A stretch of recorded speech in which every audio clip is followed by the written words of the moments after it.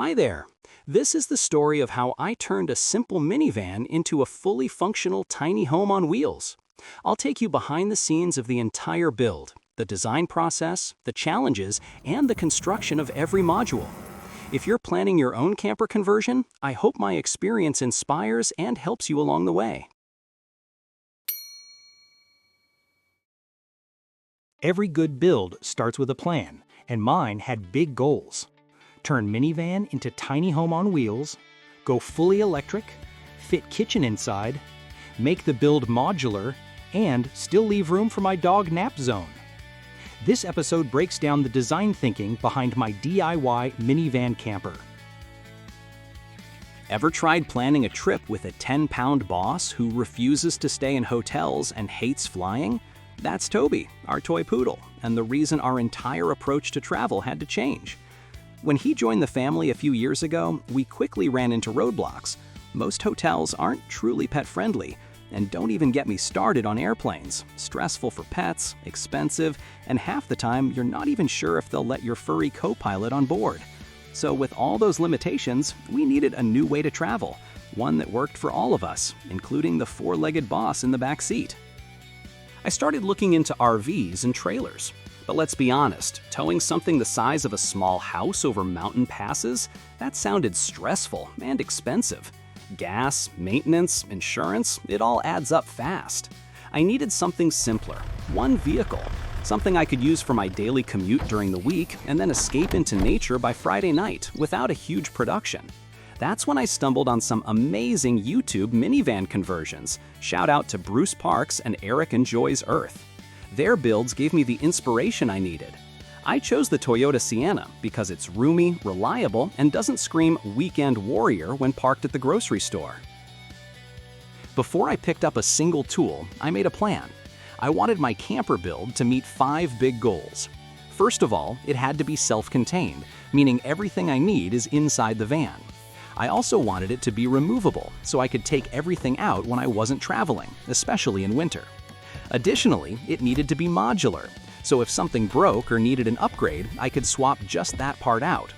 My goal was to go fully electric, no propane, no flames, no surprises while cooking inside the van. And of course, the whole build had to work within the limited space of a minivan, which meant a lot of creative problem solving. Let me break each one down for you. Let's start with being self-contained. I noticed a lot of van builds put the kitchen in the back. And sure, that looks cool until it starts raining, or you're parked on a busy street, and suddenly you're that person cooking stir-fry next to someone's mailbox. So I built my kitchen inside the van. It's weatherproof and stealth-friendly. Win-win. Now, about the toilet. I get it, not the most glamorous part of van life, but when you're stealth camping in a parking lot at 2 a.m., it becomes very important very fast. Most minivans skip the toilet because of space. I made it work anyway. Trust me, future me is already grateful. One of the biggest priorities for me was keeping the build non-permanent, because this isn't just a camper, it's also my everyday vehicle. I travel seasonally, so I didn't want a setup that locked me into van life all year round. Between trips, I sometimes need the full interior space, whether it's for hauling gear, commuting to work, or just picking up a bunch of stuff from the hardware store. That's why everything in the build is fully removable. I can strip out the entire camper setup and reinstall the original seats in about an hour. No permanent mods, no headaches. During the spring to fall travel season, the camper stays installed. But when the season winds down, I simply pull everything out and the Sienna goes right back to being a regular minivan. And here's a bonus. Since nothing is permanently attached, I can easily transfer the whole setup to another van in the future, or sell the Sienna without losing all the work I put in. Now let's talk modular design.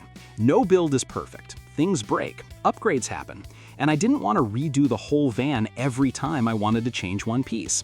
So I split everything into separate modules. The bed, the sink, the fridge and table, the stove and toilet, even the electrical system.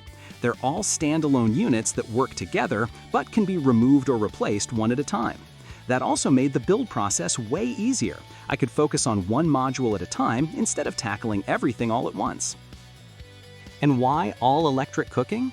At first, I considered using propane for cooking, But after crouching inside the van for a bit, I realized small space, limited headroom, open flame, yeah, not a great combo. So I switched to a fully electric setup. Everything runs on solar power. There's a big 400-watt panel mounted on the roof, plus I've got foldable panels that give me another 200 watts when needed. And while I'm driving, the system charges from the car alternator. It all feeds into 2 batteries that hold about 3,300 watt-hours of energy. That's plenty of power for cooking, lights, fans, and charging devices, even when it's cloudy. Finally, let's talk about space. Because with a minivan, every inch counts. Some clearances came down to just 1/4 of an inch. Seriously. One of the hardest parts was fitting the electrical module between the passenger sliding door and the bed. I even had to curve the countertop to match the door shape. Tight? Absolutely, but it fits perfectly. So that's the overview of how I approached the design phase, and why planning ahead saved me from a ton of headaches later. If you enjoyed this breakdown, go ahead and like, share, and subscribe. There's a lot more coming. In the next episode, we'll dive into the floor, the base for everything. I'll show you how I designed the layout, dealt with seat hardware challenges, secured everything to the van's frame, and why I believe vinyl flooring is the real MVP. Thanks for watching, and I'll see you in episode 2. Sturdy camper floor is a must in a safe, clean, and professional build. Most people overlook it, but it's the foundation that holds everything together. In my video, I show how I built a strong, removable floor for my Sienna and tackled different problems. Sloped floor in my minivan, uneven seat rails, trolley hardware problems, seasonal removability. If you're planning a camper build, this one will save you time. Many van conversion enthusiasts on YouTube opt to retain the original carpet flooring to minimize weight. However, I strongly advocate for installing a hard, easy-to-clean floor as an essential component of any van conversion. A hard floor offers numerous advantages. Protection prevents dirt, mud, and moisture from damaging the van's interior. Easy cleaning simplifies maintenance and keeps your van looking its best. Enhanced aesthetics provides a clean, modern look. Structural support can be used to secure cabinets and improve overall build stability. While installing a hard floor may add some weight, the benefits far outweigh the drawbacks, especially considering the significant weight reduction from removing the original seats. However, you may encounter a few challenges building the hard floor. Let's start with the layout. Minivan walls are not straight, so you'll need to create a template, test it, and then cut the plywood. Expect a few rounds of trial and error as you replicate the van's curved walls. To avoid rubbing, ensure there's sufficient clearance between the plywood and the walls. Additionally, you'll need to create cutouts for seat hardware and the spare tire access point, which is located near the second row right side seat in the Sienna. This will allow you to access the spare tire in case of a puncture. And then comes the uneven floor. The Sienna's sloped floor, designed to provide more headroom for second-row passengers, initially presented a challenge, as that would mean the bed would be sloped too. However, I designed the bed frame to compensate for the incline. Also, it's important to acknowledge that finding perfectly level parking spots is often unrealistic in van life. While leveling the vehicle as much as possible is ideal, it's essential to accept that some degree of unevenness is inevitable. Second challenge is the level gap between the inner and outer rail tracks of both second-row seats. Outer tracks are sitting lower than inner ones. To ensure even support for the plywood flooring, I glued strips of vinyl flooring to the bottom of the plywood, bridging the gap. These tracks now effectively serve as floor joists, providing structural support for the plywood, similar to a traditional house subfloor joists. And make sure to secure it to the van properly. The Sienna's second-row seat rail tracks have hidden metal brackets beneath the plastic covers. These brackets, located at the front and back of each rail, provided convenient anchor points for the floor. I installed weld nuts into the brackets and secured the floor using knob bolts at the front and eye bolts at the back, near the bed. The eye bolts offer flexibility for securing additional cargo between the bed and kitchen cabinets using bungee cords, if needed. To strengthen the plywood weakened by the cutouts for the center console slide tracks, I installed steel angles. But their primary purpose is to serve as a robust foundation for the cabinet modules.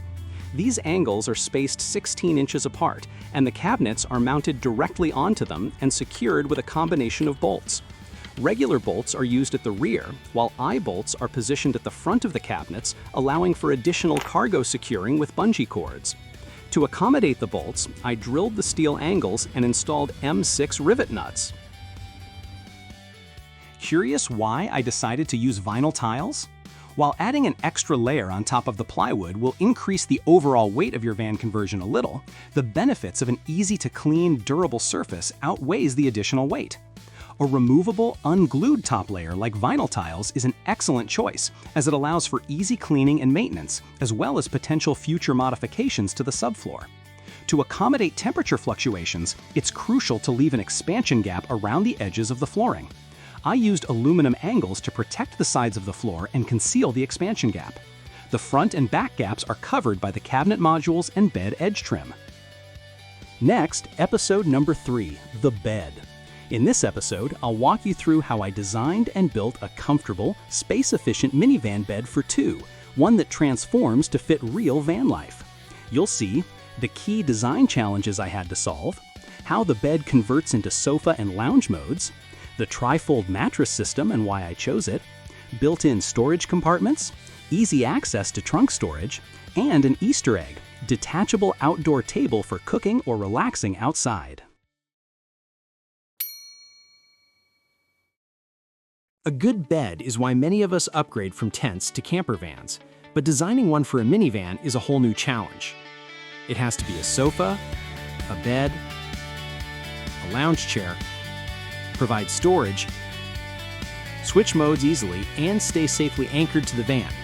In my video, I break down how I built a highly versatile minivan camper bed, including the tri-fold platform, storage box frame, chassis mounting, and even its bonus feature, converting into an outdoor table. Perfect if you're planning your own minivan or car camper build. At the end of this episode, I also provide bonus video on how the bed can be quickly removed at the end of the camping season and easily disassembled for storage. I recommend to watch it too, as it provides additional details on each component and how the whole system fits together. So, let's roll our sleeves and dive into my build details. A van conversion bed is a double-edged sword. It's the heart of your mobile home, providing a cozy retreat after a long day of adventure. But it also presents a unique set of challenges. First, it's a space hog. A full-size bed can easily dominate the interior, leaving little room for other amenities. That's why a versatile, collapsible bed is a must. Second, there's the delicate balance between comfort and headroom. A raised bed can provide a luxurious sleeping experience, but it can also make it feel cramped when you're sitting up. And finally, the van's limited width forces a tough decision: a wider bed for comfort or more storage space along the walls. It's a trade-off that every van lifer must consider. My priority list during bed design was: it should be 6 feet long, be as wide as possible to fit 2 people more or less comfortably, have a foam mattress at least 4 inches high, be convertible into sofa mode for day use, should support lounge mode to watch movies or read a book more comfortably, preferably support reverse lounge mode to enjoy sunsets with back door of the van open, also provide easy access to storage under the bed and in the trunk, be properly secured to the van frame for safety, should be easily removable when the camping setup is stripped from the van, and not too bulky to minimize weight of the setup. After countless hours of YouTube binge watching, shout out to Eric Travels the Earth, and searching possible options on Amazon, I found my elusive tri-fold mattress which fit the requirements. 74 inches long, 3 sections with around 24 inches, and 52 inches wide. And it folds into sofa-like setup with 3 interconnected parts: foot, middle, and head sections. But as with any great plan, there were a few hiccups. The original mattress, while impressive in its own right, had a stubborn mind of its own. It refused to cooperate with the lounge mode. So I took matters into my own hands and performed a little mattress surgery. By adding some strategic inserts, I was able to coax the mattress into supporting the lounge mode. This modification also helped with slight ergonomic problem in sofa mode. The seat section is a little bit deep. Usually, it is recommended that sofa or chair have the maximum 18 inches depth for the seat. The added mattress insert allows middle section of the mattress to go over the foot section, reducing its sitting depth from 24 inches to 20 inches, which is close enough to the target 18 inches maximum. To further optimize it, I trimmed the mattress width by a couple of inches. This small adjustment made a big difference while switching between bed and sofa mode by reducing a snug fit between the van's walls. Let's just say it's now the most versatile mattress this side of the Rocky Mountains. To create a versatile and functional bed platform, I divided it into 3 24-inch sections, mirroring the trifold mattress. These sections are connected by lift-off hinges, allowing them to fold and unfold seamlessly, transforming the bed into a sofa or a flat sleeping surface. While 1/2-inch plywood might seem a bit flimsy for a bed, it strikes a balance between weight and strength. To compensate for its flexibility, I ensured the platform is well supported by the underlying frame, especially around the hinge areas. A sturdy beam reinforces the foot section, preventing any sagging or warping. This beam also hosts folding legs, which can be hidden during the day while in sofa mode and open for the night bed mode. To keep things lightweight and airy, I drilled ventilation holes into the plywood. This helps to reduce moisture buildup and create a more comfortable sleeping environment. For added convenience, I incorporated a few clever features. The lift-off hinges allow for easy disassembly, making it simple to store or transport the bed sections. The head section can even be repurposed as an outdoor table, perfect for enjoying a meal or a scenic view. To make sure the sections do not separate while switching between bed modes, I drilled holes in the hinge sides, used tab to add thread inside the holes, and used a matching thumb screw bolt with washers to fix it. To prevent the sections from shifting, I added toggle latches to the foot and head sections. These keep the bed securely in place, whether you're sitting or driving.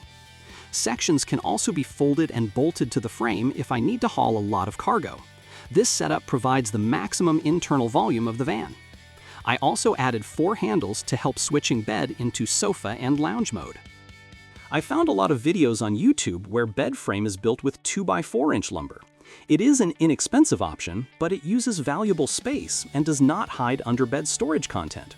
So I decided to build the frame box with plywood, which is thinner, more stable from a structural perspective, and also serves as an enclosed storage box. To simplify bed frame removal and storage, I made it easy to disassemble. You just need Allen key and 5 minutes of your time. As I mentioned earlier, you should decide what is important for you when you design the bed: headroom or underbed storage volume. I tried to find the balance, not to hit the ceiling with my head and to max out storage at the same time. I spent a few hours playing with boxes of different height put on the floor to simulate how far I can go with the bed height. The fact that my Toyota Sienna has moonroof over second row seats helped as well, as it adds a couple of inches in the area where I would sit in the sofa mode. In my previous episode about floor design, I mentioned that Sienna has a sloped floor with less headroom at the back of the car.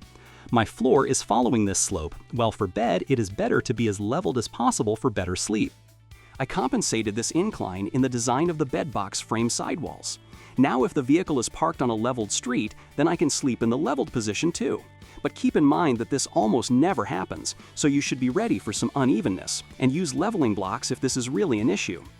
This compensation of the incline also gave more headroom at the back of the bed, as frame lowers to the back a little and gives a few inches of space. As I mentioned previously, plywood sections should be supported, especially in the hinge area, to bear the stress from weight of 2 people. I put plywood crossbeams where the hinges rest.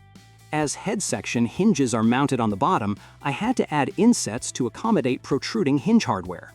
To support the head section at the back and secure 2 sidewalls of the bed frame box, I added a connecting piece that can be removed easily when I load the camping gear before the trip. This way it does not interfere if I have to put something bulky into the trunk. Also, the head section edge is sitting on top of it for support to avoid sagging. The backside of the bed frame box is hovering over the trunk space and requires the support of the weight of people sleeping. I added 2 supporting legs with adjustable height. They can also be removed when the bed frame is disassembled for storage. To minimize the risk of injury in an accident, I secured the bed frame to the van's existing structure. I utilized the third-row seat lock strikers to anchor a sturdy foundation for the bed frame box. This foundation consists of 2 lumber pieces bolted to the strikers using U-bolts. Steel angles connect these pieces, providing a solid framework for the bed box sidewalls, which are then secured to the foundation using M6 bolts. Bed frame walls created a sizable storage box under the bed. I put 1/8 plywood on the bottom of the storage box to have a clean setup. Now I can store clothing inside. And added 2 dividing walls to have 3 separate compartments inside the box. These dividers can be removed if I prefer to have 1 big compartment, or split the box into 2 compartments with 2:1 ratio. Accessing the storage beneath the bed is a breeze. Simply lift up the seating section and secure it in place using a clever magnetic latch. This ingenious little device keeps the bed propped up, providing easy access to your belongings. I'm so proud of this simple yet effective solution that I might just have to patent it. My initial bed design was a simple one. The bed platform had 1/2-inch deep grooves to guide the bed platform sections. While this worked fine for the bare frame, adding a mattress and bedding increased the weight, making the sections prone to slipping out of the grooves during transitions. To solve this, I modified the bed frame with aluminum angles and added rollers to the bed sections. The angles keep the rollers on track, ensuring a smooth transition between bed and sofa modes. Plus, the rollers reduce friction, making the transformation even easier. To prevent the sections from slipping sideways, I added polyethylene strips as side stops. Adding aluminum guide angles posed a new challenge. It blocked the head section from lifting into the lounge mode. A bit of ingenuity led to a clever solution. I installed home security locks at the back of the bed frame. When locked, they extend the aluminum angle, keeping the rollers in place. When unlocked, they allow the head section to lift freely, creating a comfortable lounge. To keep the head section stable in lounge mode, I added a pair of sturdy, foldable legs.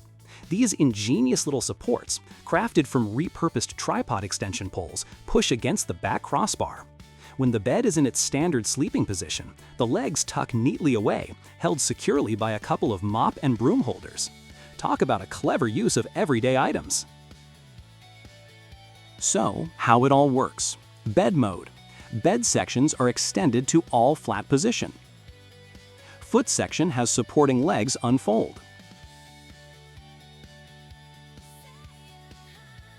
Sofa mode. Use handles on the middle section to lift it up. Slide the leg section to the seating position. Fold supporting legs.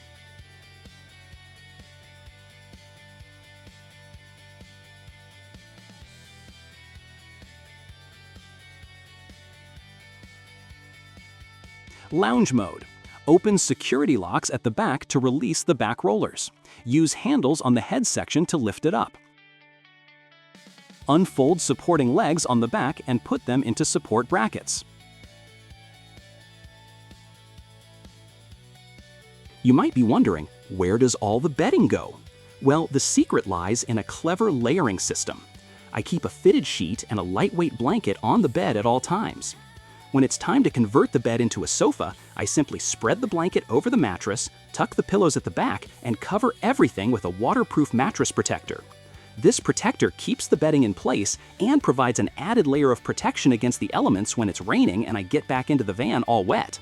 And pillows are sitting between the head section and the van back door, utilizing this otherwise unusable space. At night, it's as easy as rolling back the protector to reveal your cozy bed. One of the joys of van life is the opportunity to dine al fresco, soaking in nature's beauty. However, lugging around a bulky, traditional table can be a hassle. To solve this problem, I've devised a clever solution that leverages the versatility of the trifold bed. By repurposing the head section of the bed, I've created a portable and adjustable outdoor table. The secret lies in the legs. Each leg consists of 2 pieces that can be easily disassembled and reconfigured. By unscrewing one piece from each leg and reattaching them to additional nut inserts, you can transform the legs into a 4-legged, height-adjustable table. This ingenious design allows you to level the table on uneven terrain, ensuring a stable and comfortable dining experience no matter where your adventures take you. While I'm quite pleased with my current bed setup, I believe there's always room for improvement. The roller and aluminum angle design looks sleek, but I can't shake the feeling that it could be simplified. If you have any ideas or hardware suggestions that could streamline it without compromising functionality, please share them in the comments. I'm also working on finalizing the reverse lounge mode, where the bed leg section is raised into lounge position to enjoy sunset views with the back door of the van open. The missing part is support of this section in elevated position, and I'm exploring the possibility of using the telescopic legs from the head section to be reused for this purpose. Another area for improvement is the bed's supporting legs. In their current configuration, they can only be operated when the bed is in sofa mode. If I enable reverse lounge mode, those legs would press against table countertop folded down and make this transition impossible. To address this, I'm considering a mechanism that would automatically retract the legs or provide access to operate them from above. Next, episode number 4, Sync Module. I will cover the following topics: design challenges, fitting it in a small space; water containers, how I found the perfect set; pump, which one I chose and why you should use accumulator tank; sink, the one I thought is perfect but has a surprise; faucet, versatile option I found and why I think it's the best; ease of access and maintenance, replacing water and keeping it all secured inside the cabinet. And now for a bonus video. I'll show you how the bed can be quickly removed at the end of the camping season and easily disassembled for storage. You'll also get a clearer look at each component and how the whole system fits together.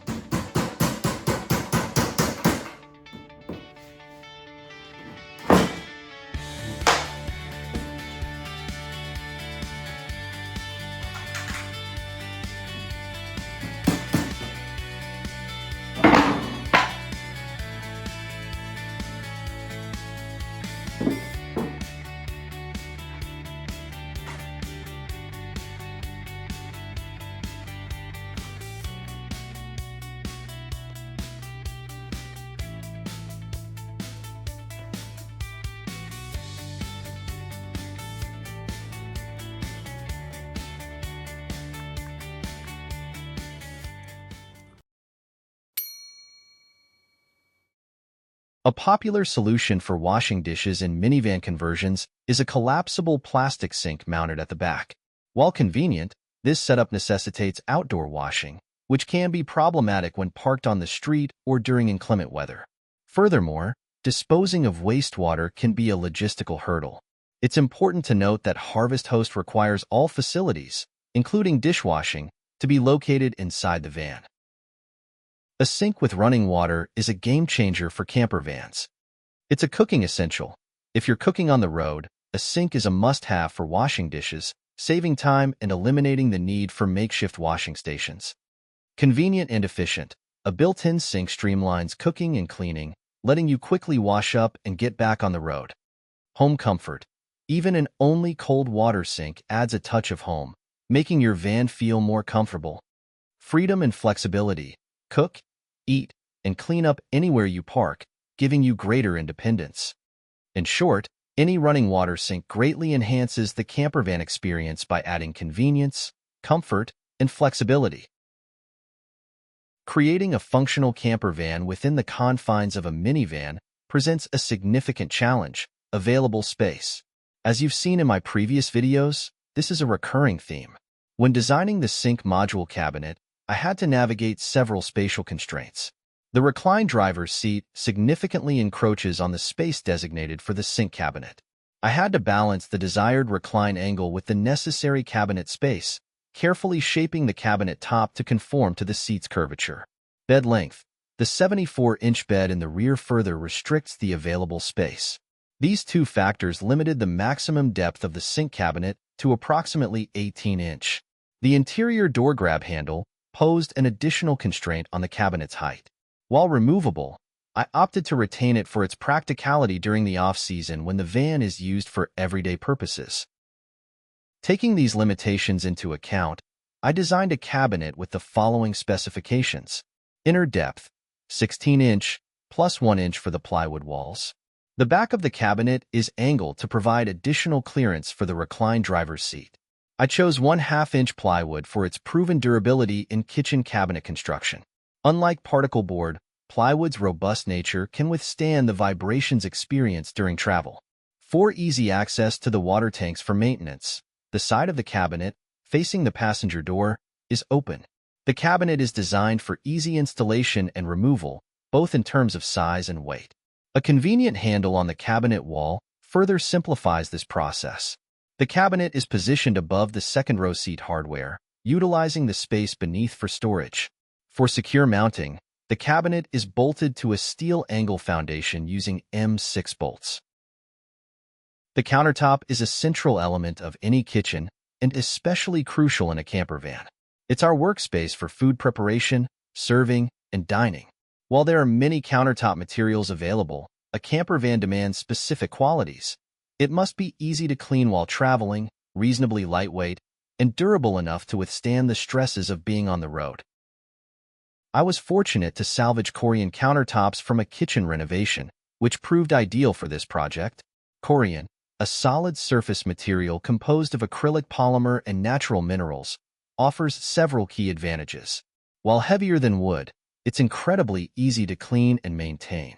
It's also reparable. Minor damage can be sanded out. Furthermore, its workability, cutting, routing, and drilling makes it perfect for DIY projects. While the sink module's countertop area is small due to the sink cutout, Corian's benefits truly shine in other modules, which I'll showcase in future videos. Being waterproof, Corian requires no sealing. To prevent water intrusion between the sink module and the adjacent fridge and electrical modules, I simply applied foam strips along the connecting edges. When searching for the ideal sink, I had several key requirements: sufficient size and depth to minimize splashing and accommodate items like dish soap, a sponge, and a collapsible caddy for washing vegetables, an integrated drying rack for dishes and cups, a cutting board that could also serve as a lid to secure the contents during travel. I found a drop-in bar sink on Amazon that met all these criteria. Its internal dimensions are 10 inches by 13 inches for the sink opening and 9 inch in depth. I made one key modification, replacing the original wooden cutting board with a custom-made plastic one crafted from Corian solid surface material. The original wooden board, while aesthetically pleasing and a nice complement to the setup, warped in extreme heat during one of a camping trips, with temperature reaching up to plus 45 degrees Celsius. To secure the cutting board lid during travel, I used a flat bungee cord. I may revise this in the future if I find a better, more elegant solution. Because the top rear of the sink cabinet is angled to accommodate the reclined driver's seat, I had to position the sink as far forward as possible.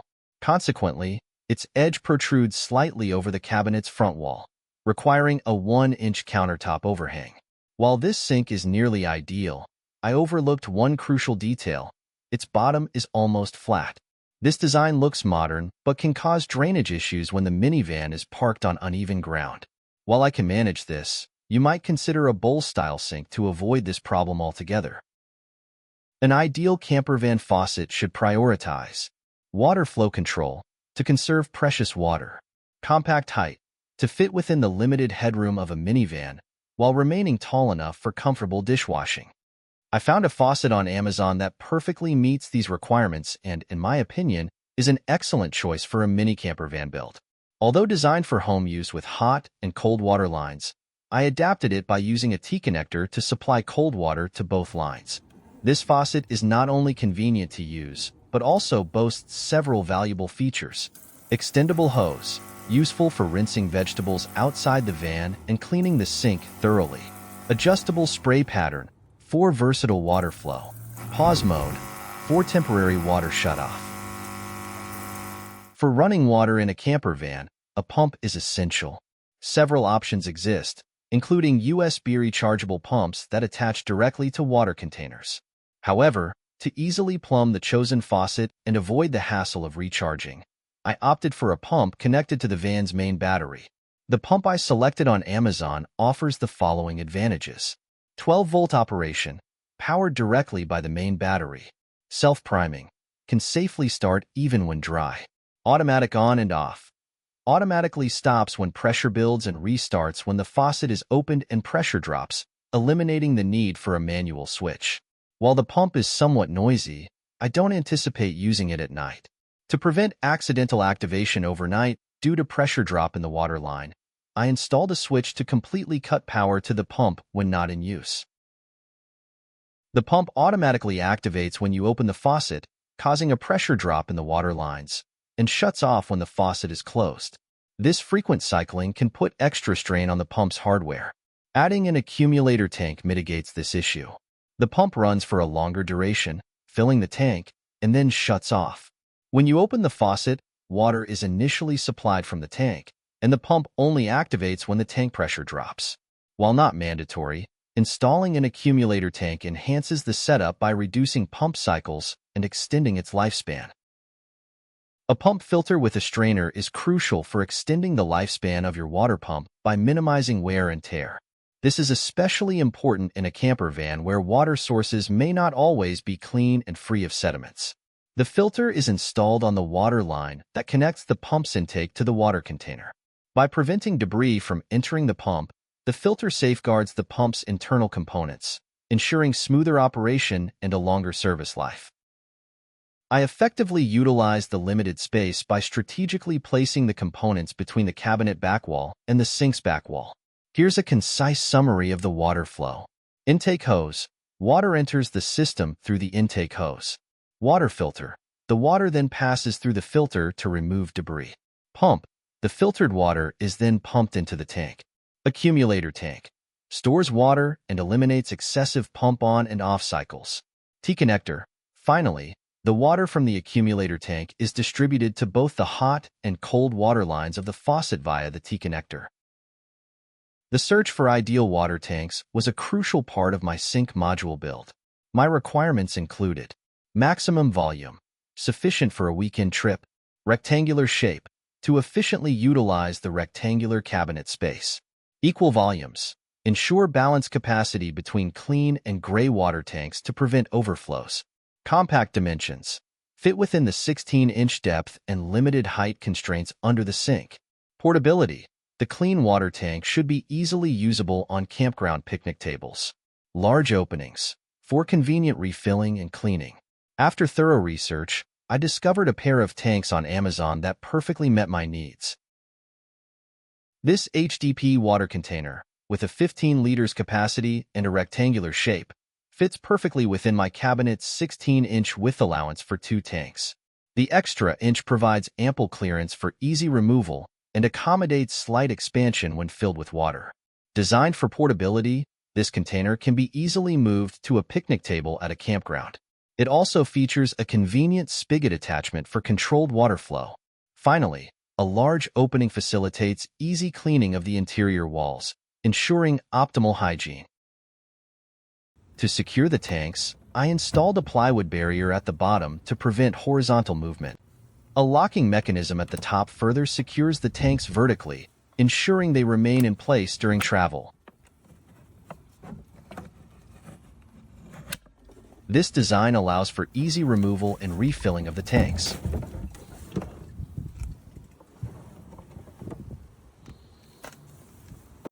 To protect the cabinet floor from spills during tank servicing, I added a silicone mat with raised edges. This mat is held in place by the plywood block that secures the tanks. The clean water tank features a flexible gopher hose inside. The gray water tank has a compact plumbing system routed between the tank handles. Above the tanks, I store essential water-related items. Short garden hose facilitates easy refilling of the clean water tank at campgrounds, eliminating the need to lift the tank to the faucet. Spigot parts, used when the clean water tank is utilized in picnic table mode. Below the cabinet, there's a small storage compartment where I keep my Toman battery jump-start cable, a crucial tool for jump-starting the car in case of a dead battery. I'm quite pleased with the current setup, but I'm considering a couple of minor improvements. Securing cutting board. I'd like to explore more elegant alternatives to the bungee cord for holding the cutting board in place. Backsplash. I'm thinking of adding a 1/2 inch high backsplash to the rear and left side of the countertop to minimize water runoffs. Currently, we use a towel hanging from the driver's seat as a temporary solution. A fridge is essential for any multi-day camping trip, especially when venturing to areas without convenient access to grocery stores. Since our dog, Toby, primarily eats home-cooked food, we need to carry several days' worth of meals, necessitating a freezer. To address these needs, I built a dedicated fridge cabinet module that serves 3 key purposes. Fridge housing. Securely accommodates the fridge unit. Essential item storage. Provides readily accessible storage for frequently used cooking and dining items. Work surface. Offers a countertop surface via its top lid and a further expanded work area with a built-in folding table. I researched several small fridge options for my van, focusing on these key features. Ideal size. Not too large, not too small. 12-volt power. Direct connection to the van's battery, eliminating the energy loss of an inverter. Dual zone. 2 independently controlled compartments usable as either a fridge or freezer, essential for storing both our food and Toby's. Portability. Easy to move in and out of the van for cleaning and storage, with the option for independent power using a detachable battery. Top access. A top-opening design was crucial due to space constraints within the minivan, making side-opening fridges impractical. App control. Remote monitoring and temperature adjustment for added convenience. The Bouge RV CR35 12-volt car refrigerator with dual zone, with 35 liters volume, seemed to tick all the boxes. This model has reasonable power consumption and a compartment for an optional detachable battery, enabling off-grid use at locations like picnic tables. It also supports Bluetooth connection and works with CarFridge Free app on the phone to control temperature in each zone. I did experience a minor issue with a warped lid, likely a manufacturing defect, that compromised the fridge's cooling efficiency. However, Bouge RV's customer service was excellent. They promptly sent a replacement lid, which arrived just in time for my camping trip. I was extremely impressed with their responsiveness and support. While British Columbia summers are generally mild, around 20 to 25 degrees Celsius, we frequently visit the Okanagan Valley, particularly southern part of it. This unique area is Canada's only desert, with temperatures soaring to over 45 degrees Celsius during peak summer. With plans to travel further south next year to California, Utah, and Arizona, I decided to add extra thermal insulation to my fridge to maximize cooling efficiency. Bouge RV offers insulated protective covers designed for their specific fridge models. These covers fit perfectly, with precise cutouts for ventilation and connectors. This extra layer of insulation helps minimize power consumption by reducing the workload on the compressor to maintain the desired internal temperature. After choosing the fridge model, I decided to build a slightly oversized cabinet to accommodate a potentially larger replacement in the future, adding a few inches of extra space on sides for future proofing. This also improved airflow around the fridge, particularly on the right side where the ventilation outlet is located. I also added ventilation holes in the cabinet's back wall, aligning them with the fridge's ventilation intake. Initially, I planned to position the fridge at the top of the cabinet, accessible by lifting the countertop lid, with a drawer for food storage below. However, 3 factors led me to relocate the fridge to the bottom. The cabinet's top is angled to follow the curve of the reclined front seats, similar to the sink module, limiting the available depth for the fridge. The fridge's front-facing ventilation outflow would be obstructed by the folded table/countertop, hindering proper airflow. Bottom storage would be inaccessible when the bed is set up. Therefore, the only viable option was to place the fridge at the bottom and the storage on top. While this requires removing items to access the fridge, I only need to open it a few times a day. To mitigate this inconvenience, I designed a unique lifting storage feature, described later. A large front opening allows for easy removal of the fridge for cleaning after trips.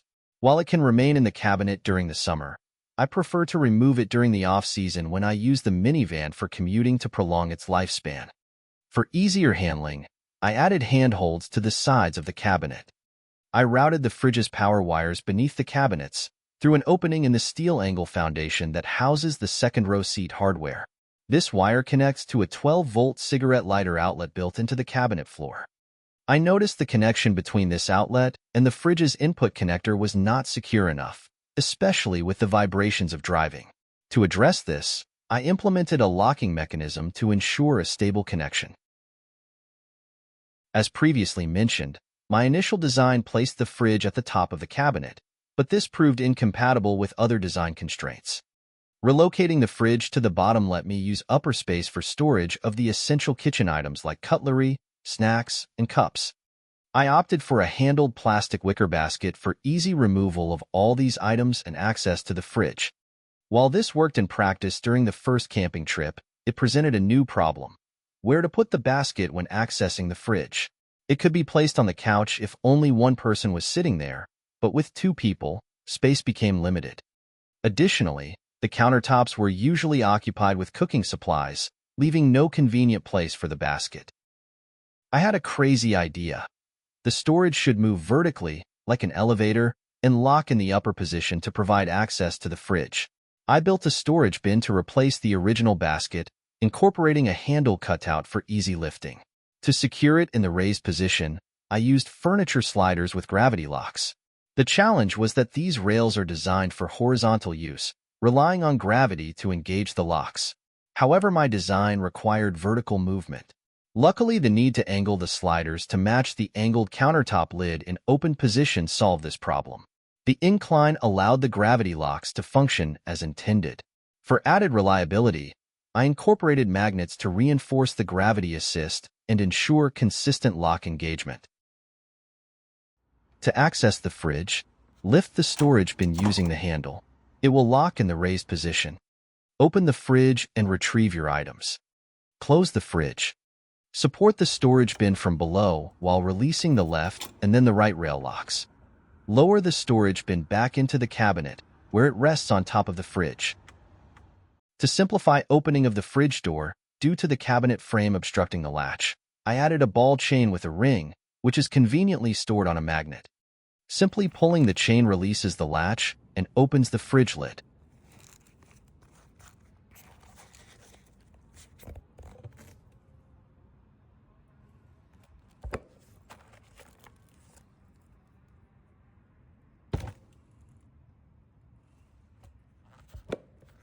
I repurposed Corian solid surface material from a previous kitchen renovation for the lid and folding table.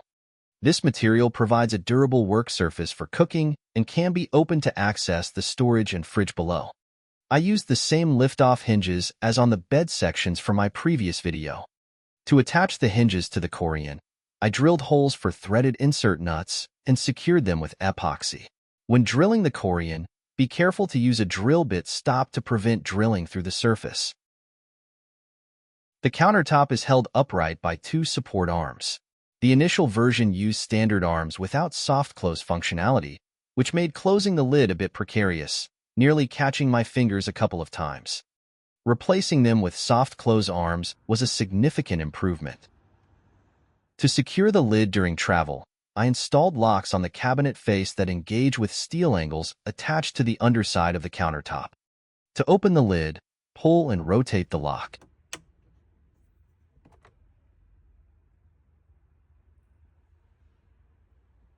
To secure it for driving, rotate it until it is engaged with the lid counterpart hardware.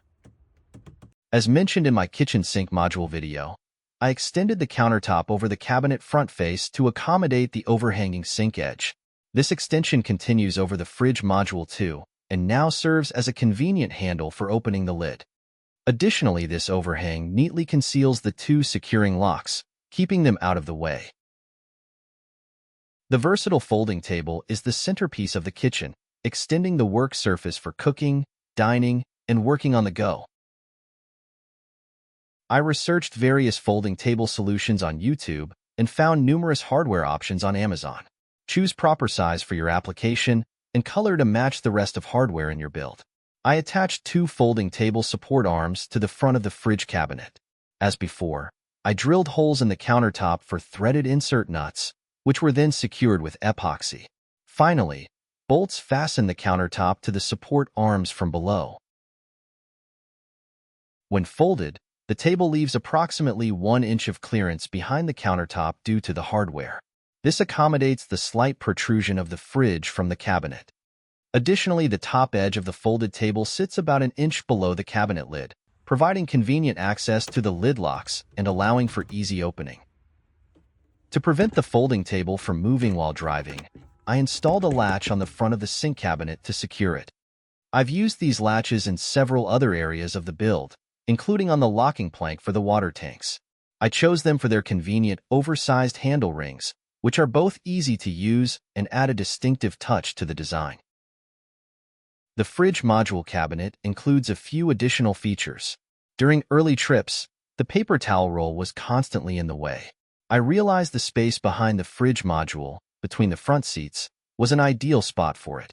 A mountable paper towel holder from Amazon provided the perfect solution, making towels easily accessible from kitchen area while cooking and from the front seats, useful for cleaning Toby's paws during driving breaks.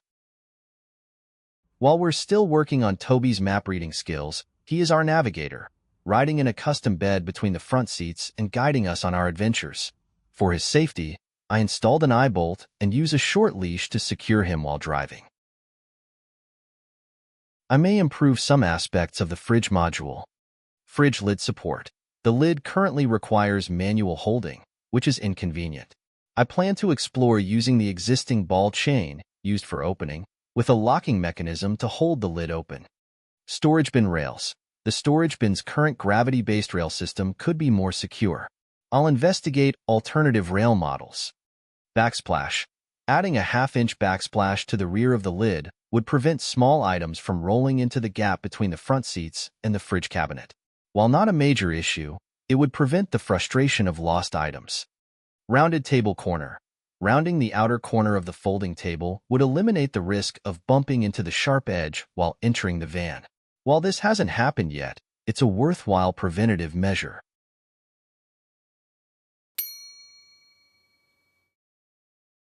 My initial cooking plan involved a propane stove for cooking, boiling water, and making hot drinks. Since I already use a propane barbecue while camping, it seemed like a simple solution. Just add a compact stove compatible with the same propane cylinders. Since I plan to use Harvest Host locations, having indoor cooking facilities was essential, as it's a must-have requirement for the service eligibility. However, during the design and planning phase, I realized the limited clearance between the countertop and the van ceiling. Using an open flame appliance in such a confined space posed a significant safety risk. Additionally, burning propane inside the van could create health hazards. This prompted me to switch to a fully electric cooking system powered by ample battery capacity and solar power. Electric appliances offer significantly greater safety by eliminating both dangerous gases and the risk of open flames. This change subsequently influenced the sizing of the solar panels and the battery configuration, which I will cover in one of the future videos. The most logical location for the cooking setup was near the entry and exit point, allowing steam to easily escape with the window open or slightly lowered. Therefore, I placed it as the rightmost module of my cabinet setup. This location also houses the spare tire access point, meaning the cooking unit, unlike the sink and fridge modules, needed to be easily removable in case of a flat tire. Furthermore, I wanted the cooking unit to be portable for outdoor cooking at campsites. This meant it needed to be compact enough to carry and provide a comfortable working height when placed on a picnic table. These requirements dictated a detachable top section for the cooking unit, allowing the remaining cabinet space to be used for other purposes, such as storage. Consequently, the cabinet comprises 3 sections. Base bottom. This section covers the steel angle foundation and the spare tire access point. Storage unit. Middle. This multifunctional section can store clothing, other items, or even a compostable toilet. Cooking unit. Top. This detachable section houses the cooking appliances. To enhance usability, I incorporated slides that allow for complete removal or partial shifting of the cooking and storage units. This feature offers several configurations for increased comfort. Easier entry and exit. Move the storage unit toward the front of the van, with the cooking unit on top. Requires the front passenger seat to be moved fully forward. This configuration provides the following benefits. Creates more space for entering and exiting the van, ideal for extended parking or campsites. Provides additional legroom when the bed is set up, facilitating easier entry and exit. More convenient cooking. Partially moving the storage unit to the back of the van, with the cooking unit on top. This positions the cooking unit closer to the sofa, making meal preparation more convenient. Access toilet at night. Moving the storage unit toward the front of the van, with the cooking unit removed. The cooking unit can be placed on the front passenger seat or on top of the fridge cabinet. Requires the front passenger seat to be moved fully forward. This configuration provides significantly more legroom when the bed is set up, especially useful for nighttime trips to the toilet if emergency happens. The slides also enable complete removal of the top cooking unit or the middle storage unit, providing access to the bottom foundation section and the spare tire. I implemented this sliding mechanism using woodworking tracks and HDPE plastic lighting inserts with matching profiles attached to the bottom of each unit. For secure locking during travel, I used the same oversized latches previously featured in the sink and fridge module videos. Base section. The base is secured to the steel angle framework with 4 bolts, eye bolts at the front, 4 bungee cords, and knob bolts at the rear. It includes tracks to accommodate the profiles on the bottom of the storage unit, as well as recessed openings for the locking latches. The foundation extends rearward, toward the front of the van, to provide adequate support for the storage unit when it's shifted away. A 3-way toggle switch is integrated into the foundation to control the LED light upon entering or exiting the van. This switch works in conjunction with a matching switch on the main electrical console. Storage unit. This unit currently houses a separating composting toilet, a harvest host requirement, and a valuable backup for emergencies during stealth camping. A large front opening allows for easy removal of the toilet for use outside in a shower tent at campgrounds. 2 crisscrossed bungee cords secure the toilet during transit, preventing it from shifting.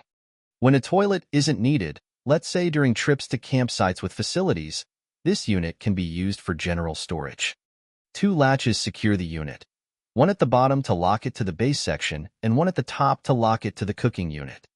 The top of the unit also features tracks to accommodate the HDPE gliding profiles on the bottom of the cooking unit. Cooking unit. This unit's back wall is shaped to match the sink and fridge modules, accommodating the reclined front seat. The top compartment houses an induction cooktop and is covered by a countertop lid supported by soft close arms, similar to those used in the fridge unit, as shown in the previous video. 2 rotating locks secure the lid during travel. 120-volt power is supplied via connector on the unit's back panel, connected to my Toman battery inverter with an extension cord. This connection is easily detachable for removing the cooking unit from the van. An additional 120-volt outlet on the right side wall allows for plugging in appliances like an electric kettle or panini press. However, I must be careful not to operate the induction cooktop and another appliance simultaneously to avoid overloading the inverter. Beneath the cooktop is a drawer with a locking mechanism that stores cooking set and an electric kettle. I was fortunate to find push-to-open drawer slides, which create a clean drawer face without the need for handles or protruding locks. This is especially important given the cooking unit's placement near the van's entry and exit point, where any protrusions would be obstructive. Here are some extra features built into the cooking and storage module. A recent addition is a shoe tray holder, designed to store ABS plastic trays for muddy or wet shoes upon entering the van. These trays are then stored under the bed to keep the interior clean and let the shoes dry overnight. Previously, we kept shoes under the van to protect them from rain, but wind and rain still occasionally left them wet and cold. Umbrella holder. During a trip to the Canadian Rockies in late September 2024, we experienced several days of rain and nighttime temperatures around 2 degrees Celsius at Kicking Horse Campground. We realized the need for some form of shelter at the entry door to prevent rain from entering the van while putting on or taking off shoes and jackets. I considered various options, including roof-mounted canopies. However, I needed something lightweight and easily removable. Then I had an idea: a large IKEA umbrella, which is about 130 centimeters or 52-inch diameter, would be ideal. At only $7 Canadian, it was also a very budget-friendly solution. The challenge was how to use it hands-free while dealing with shoes. Remembering the umbrella holders used on golf carts, I found a suitable model and bolted it to the cooking unit wall. When not needed, the holder collapses downward, staying out of the way during cooking. When it rains, the umbrella can be easily deployed in the holder, providing shelter while entering or exiting the van. Towel holder. A removable and adjustable towel holder is mounted on the front of the cabinet. It can be easily relocated to the fridge cabinet or the folding table. The holder accommodates varying cabinet wall thicknesses and is also length adjustable. Garbage bag. We previously used a plastic garbage bag that simply hung on the floor, which was unsightly. Traditional garbage cans, even small ones, proved too bulky for the limited space, constantly obstructing movement in the van and interfering with the bed-to-sofa conversion. I then found an ideal solution. This fancy garbage bag with a magnetic closure and a built-in light that activates upon opening. I further modified it by adding an extra magnet on its back and put a metal disc on the toilet wall for secure mounting. This solution put our garbage management to a new level. There are a few potential areas of improvement of the cooking and storage module. Replace HDPE inserts with metal. While developing the sliding mechanism for the units, I couldn't find suitable metal inserts for the tracks I chose, even on Amazon or AliExpress.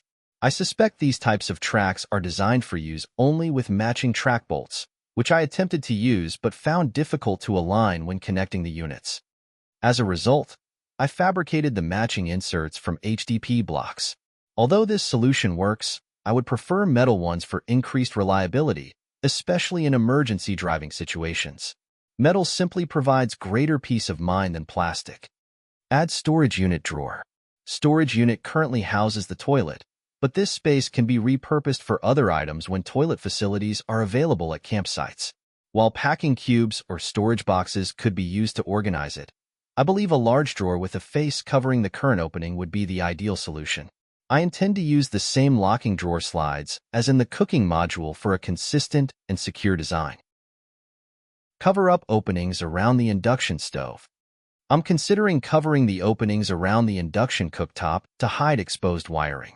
However, the supporting arms restrict the available space for a cover, and the cooktop's angled control panel further complicates this. This makes adding a full countertop-style cover less practical. Leveling feature for the stove. As mentioned in my previous video about the van's floor, the incline toward the front can make cooking, especially frying, challenging due to oil pooling on one side of the pan. I initially considered building a leveling mechanism into the cooking unit to compensate for this. However, recent trips have shown this isn't a significant issue, so I will most likely skip this feature, as it would require extensive modifications to the cooking unit's top section.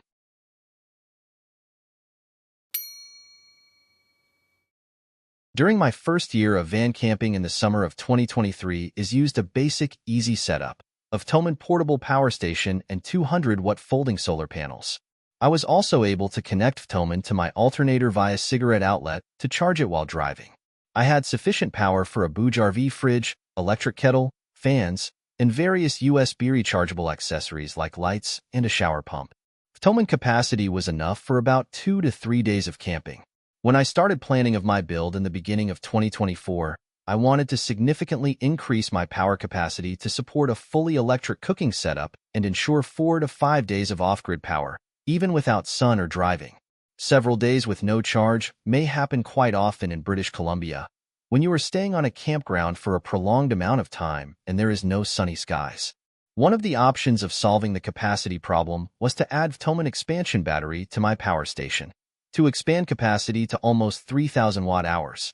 But there was a small inconvenience with Thomann power station. It had an auto shut-off feature that cut power if no draw was detected for a period of time, which was problematic for appliances that don't constantly consume energy. Also, in case I need to move Thomann outside the van for a few hours for recharging from 120-volt outlet, all electrical appliances in the van would have no power, especially critical for fridge content. So I decided to build permanent electrical system with a dedicated battery to power the fridge and other essential components. independent of the Vtoman unit, while Vtoman Power Station would complement it and work side by side as the hybrid system. This hybrid dual battery approach shaped the overall design of the electrical module. A separate inverter wasn't necessary, as the Vtoman Power Station already had one built-in with three 120-volt outlets, 1,000-watt load capacity, and up to 2,000-watt surges.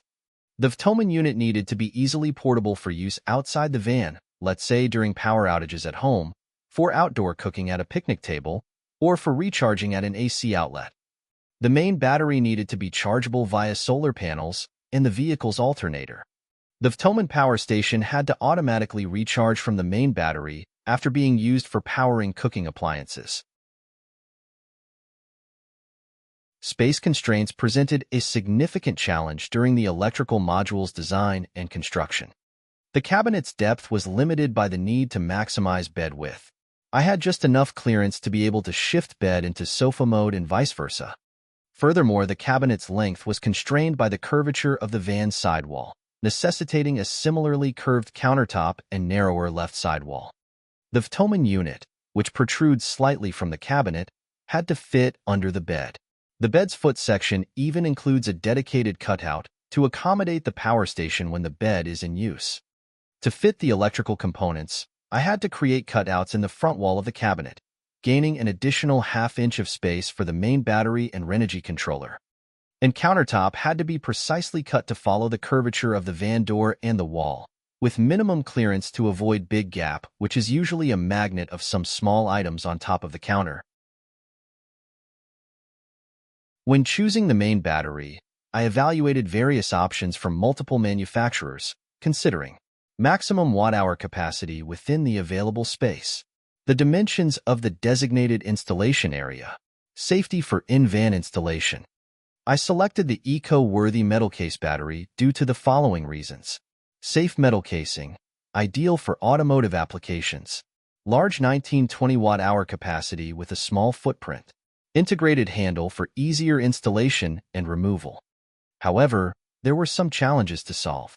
Fitting the battery required cutting an opening in the cabinet's front face, which, as it turned out, not only provided the precious half an inch of necessary depth, but also increased the battery's cooling surface. The lack of dedicated mounting holes or hardware on the battery casing necessitated creating a special plywood-made harness to secure the battery within the cabinet. I researched various battery chargers and chose the Renogy DCC30S due to the following reasons. All-in-one DC-DC and MPPT charging capabilities. It accepts both solar and car alternator power sources and has smart algorithm which want to use based on various factors. Ability to charge the car starter battery when the auxiliary battery is full, a crucial feature for modern vehicles with power-hungry accessories, especially during extended stationary periods at a campground. Compact design. Front panel status lights for quick monitoring. Bluetooth connectivity and app control for detailed information. My limited space presented a couple of challenges. The DCC30S requires horizontal mounting and adequate ventilation for its passive cooling system. Due to space constraints, I had to mount it vertically in a space filled with other electronic parts, which restricted airflow. To compensate, I added a 120mm ultra-quiet fan behind the unit's cooling radiator for forced air ventilation. To achieve a flush mount with the cabinet face, I built a custom removable frame to house the charger and its fan. The frame's rear panel accommodates fuses, the Renogy Bluetooth module, a power switch for the cooling fan, and a 5-volt transformer for the ventilation fans which are mounted over the driver and passenger seats in front of the car. The Renogy One-Core display is another valuable addition to my setup. Powered by the main 12-volt battery, it allows me to monitor the charger controller, utilize the RV leveling feature, including the convenient option to level the van using a phone app while sitting in the driver's seat. I found this leveling feature particularly useful at the uneven campsites of Kicking Horse Campground in the fall of 2024. The control panel, which looks a lot like an airplane cockpit, crams a multitude of switches and outlets into the limited space on the electrical module's cabinet left sidewall. As previously mentioned, this wall's width is restricted by the van's curvature, and the space behind it is equally tight, making wiring a challenge. The panel includes a thermometer for monitoring temperatures inside and outside the van, a three-way switch for the LED puck light, an in and out fan switch for the ventilation module above the front seats, two reserved switches for future additions, such as LED string lights and other potential functions, the Renogy 1-core display, 12-volt cigarette lighter outlets with dedicated switches for devices like heating blanket, USB-A and USB-C power outlets with a switch to prevent battery drain when not in use, a propane detector. While I don't use propane for indoor cooking, I carry cylinders in the trunk for my outdoor barbecue and need a safety warning if they leak, a reserved 120-volt receptacle, currently in use, cut-off switches for the main battery, solar input, and alternator input, compact, high-capacity, up to 90 amps, power source input connectors for solar and alternator charging. I mounted an adjustable cable tie that provides basic cable management near the USB outputs.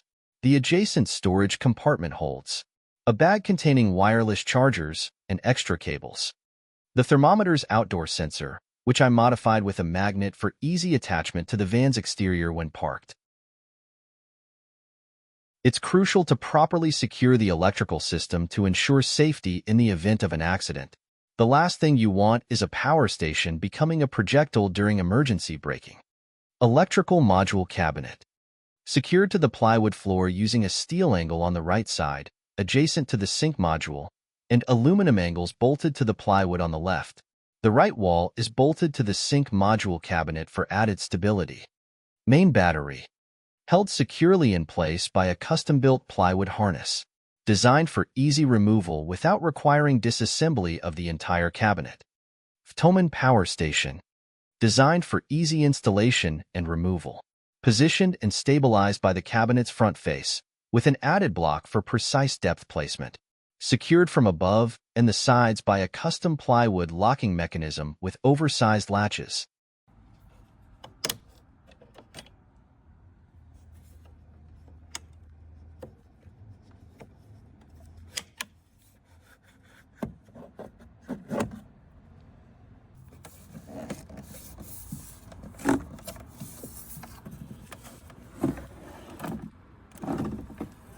Here are some tips and tricks I used while building electrical module. For the main battery connection, I needed one 0-gauge all-copper wire, which is expensive and typically sold in long lengths. Needing only about 4 feet, buying a large spool was impractical. I found a solution at Princess Auto, welding cable sold by the foot, available in various gauges. It is a Canadian retailer, but I think similar stores available in other countries. Several wires run from the electrical module to power the fridge, pump, ventilation, and other systems. I used electrical connectors to easily disconnect the module from this wiring network.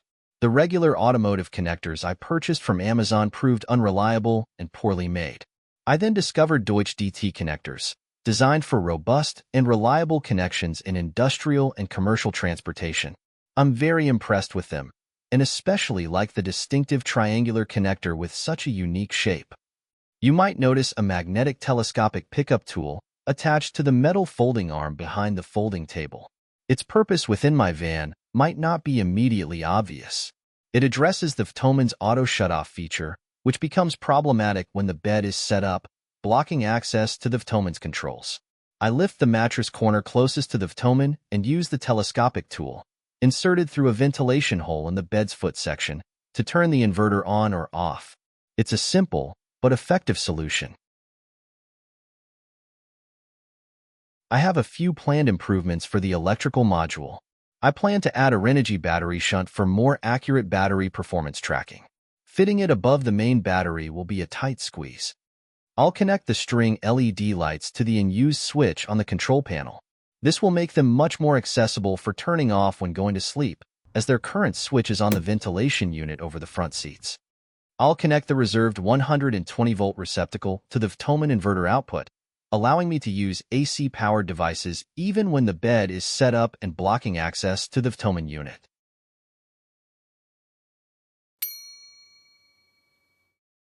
In my previous episode about the electrical module, I described my initial camping setup from the summer of 2023 of Toman portable power station and 200-watt folding solar panels, which I also connected to the alternator for charging while driving.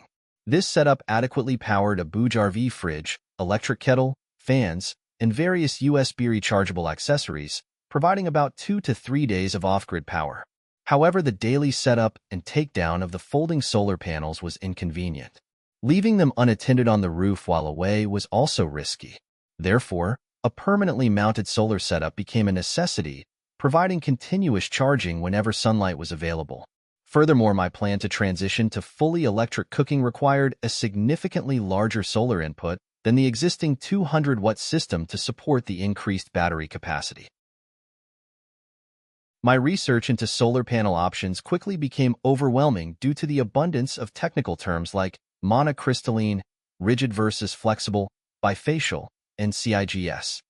I discovered that options like CIGS flexible panels that can be glued directly to the roof for a seamless look, and bifacial panels that harvest energy from both sides. However, these advanced features came at a significant cost, sometimes doubling the price for the same power output. I soon determined that CIGS panels weren't suitable for my Sienna due to its uneven roof surface and large moonroof. Bifacial panels also proved impractical, as their close proximity to the roof would prevent sufficient light from reaching the back. This led me to the traditional monocrystalline panel. These panels are commonly used in off-grid applications like RVs, boats, and campers.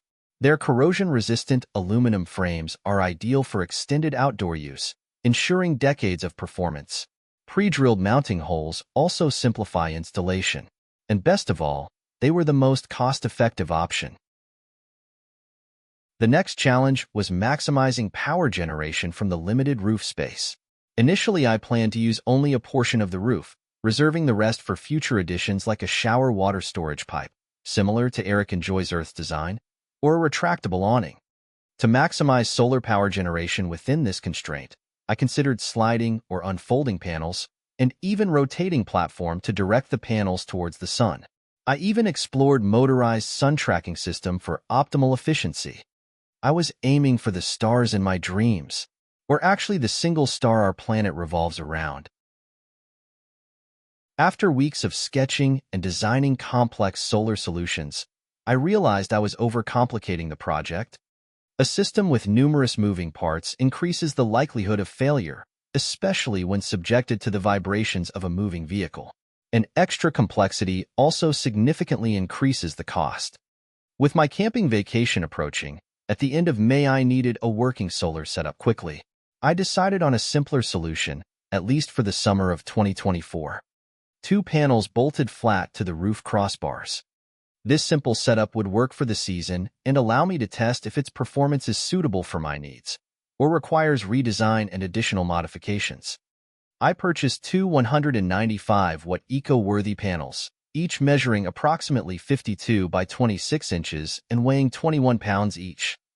My 5 weeks of camping last summer demonstrated that even with suboptimal sun positioning or cloudy weather, the solar panels generated enough power to replenish my daily battery usage for cooking.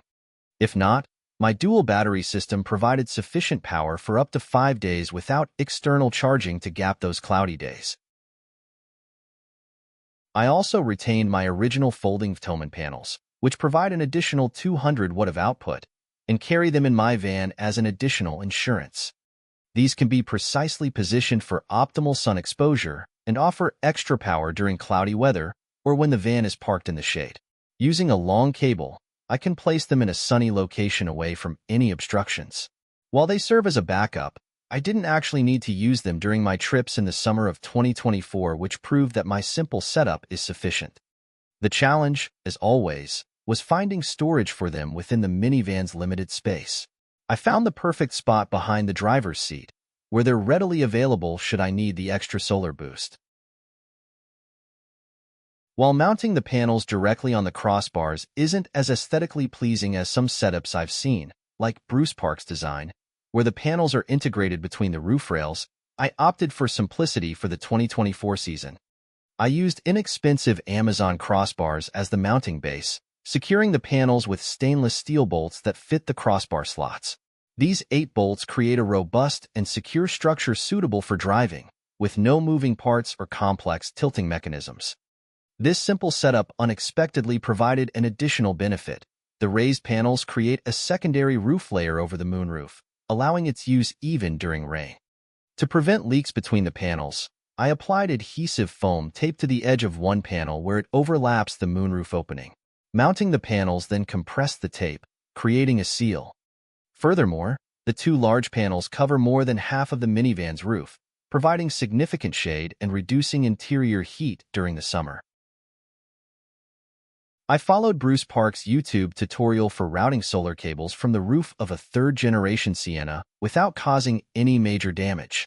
Despite searching for a shorter route, I couldn't find a better solution. Here's how the cables run from the solar panels to the electrical module in my setup. The solar panels are connected in parallel using a Y connector and protected by inline fuses. The cables then run under the rear hatch and are secured with self-adhesive cable clips. I drilled a 1-inch hole and installed a white silicone grommet to protect the cables from chafing against the opening's edge. The cables then run beneath the van's body and enter through an opening near the jack compartment. I used foam pipe insulation to protect the cables and prevent insect intrusion. Finally, the cables enter the van's interior beneath the interior wall and continue across the underside of the bed platform foundation. In addition to solar power, my main battery is also charged by the vehicle's alternator while driving. I use a Renogy DC-DC MPPT controller, which manages both power sources and charges the battery from the optimal source, prioritizing solar input. I ran a positive cable from the starter battery through the firewall, using the routing method demonstrated in Bruce Park's helpful video. A negative cable run directly to the battery wasn't necessary. I connected it to the van's chassis to minimize cable length. A 50-amp circuit breaker, mounted under the hood, provides protection by cutting off the starter battery in case of a short circuit or if isolation is required. The Renogy controller offers a valuable additional feature. When the auxiliary battery is full and excess solar energy is available, it begins charging the vehicle's starter battery. This is particularly beneficial in my Sienna XLE, with its many power-hungry accessories, sliding doors, windows, sun, and moonroof. In 2023, before installing this system, I experienced a dead starter battery after staying at a campground for a week without driving. This new feature on the Renogy controller is therefore essential for me. The 2023 incident with the depleted starter battery prompted me to implement a safeguard for periods when the camping setup, including the Renogy charger and solar panels, is removed in the fall. I purchased a small, eco-worthy portable solar trickle charger. It sits on the dashboard and connects directly to the starter battery, providing enough charge to maintain its condition. This is particularly useful when leaving the car at airport parking for extended periods. While this trickle charger can connect to a cigarette lighter output, a direct connection to the starter battery is necessary. Since my Sienna's cigarette lighter connector is switched off when the car is off, I installed a dedicated SAE input port near driver's footrest. It is connected directly to the battery, matching the connector type used on my trickle charger cable. This port also simplifies manual charging during the winter months when sunlight is scarce. My Noco Genius charger, which normally connects with clamps under the hood, was also modified with the matching connector. This allows me to charge the battery without opening the hood through this universal charging port, which is much more convenient. Both the solar and alternator lines connect to the electrical module through XT90 connectors, which are rated for up to 90 amps. I initially considered SAE connectors but couldn't find precise specifications, so I opted for the XT90 for a higher safety margin. Both inputs are equipped with cutoff switches capable of handling up to 200 amps, allowing for complete isolation of these power sources.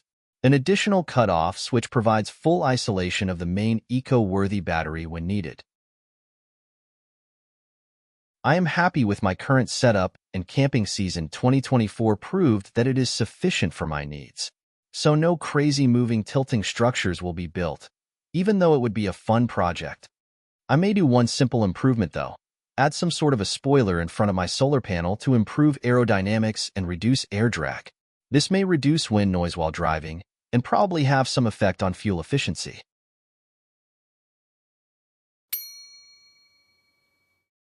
Proper ventilation is crucial for a safe and comfortable camper van experience. Breathing and cooking increase carbon monoxide and carbon dioxide levels. Ventilation expels CO and CO2, keeping air fresh and safe. Fresh airflow ensures enough oxygen, vital for health, especially in confined spaces. Ventilation removes excess heat in summer, keeping your van cool and comfortable. Good ventilation is non-negotiable for safety, comfort, and health, making every journey more enjoyable. In 2023, my camper van's ventilation setup was functional, but had its limitations. I used mosquito nets secured with strip magnets for the moonroof and side windows, allowing fresh air in while keeping bugs out. However, the magnets were weak, which meant I had to remove the nets before driving and set them up again at each stop, a tedious process. Additionally, on hot days, the setup didn't provide adequate airflow since there was no forced air system in place. While it worked to some extent, the lack of sufficient ventilation made the van uncomfortable during warmer weather. For the 2024 season, I focused on improving my camper van's ventilation with a more practical and secure approach. I considered improving passive ventilation for the side windows, but found it too exposed. It's noticeable, potentially attracting malicious attention, and makes the van easier to break into. Instead, I decided to focus on the moonroof, which is in a perfect, discrete location. It's not easily visible or accessible thanks to the solar panels covering it. The solar panels also provides an added benefit by shielding the moonroof opening from rain, ensuring airflow even in wet weather without risking leaks. This upgrade offers better ventilation while maintaining security and weather protection. To improve mosquito protection in my camper van, I set out to build a permanent and practical mosquito screen setup. My previous solution used flexible magnet strips, but they lacked durability and didn't provide a secure hold. For the new design, I replaced the weak magnet strips with a sturdy frame which also used strip magnets, but was reinforced with embedded neodymium magnets for a stronger grip. Big fixed monolithic frame has its own challenge. It is inconvenient to store when not in use. To address this issue, I built a modular frame with separable parts. This design is easy to store as it disassembles into smaller frame pieces. The net is not glued to the frame, but held in place by magnetic force, making it simple to replace if it gets damaged or worn out. It is strong enough to withstand airflow force while I drive my van with speeds up to 120 km per hour. This solution combines durability, convenience, and flexibility, providing effective mosquito protection for my van life adventures. To enhance airflow in my camper van, I installed an active ventilation module featuring variable speed fans for both intake and exhaust. The module is integrated into the front sunroof, making it a non-permanent setup that's easy to remove during the off-season. I used ABS plastic sheet as the base of the module. It is easy to cut, and it is flexible a little, which helps when you install ventilation module into sunroof opening. The module is protected by the tilting glass of the sunroof, shielding it from rain while maintaining airflow. It uses 5-volt USB fans with adjustable speeds, providing effective forced air circulation to complement the van's passive ventilation system. Control is convenient, with options to adjust the fans directly on the module panel or remotely turn on or off via a switch on the main electrical panel. Module panel has fan switch and 3 position controls to adjust their speed.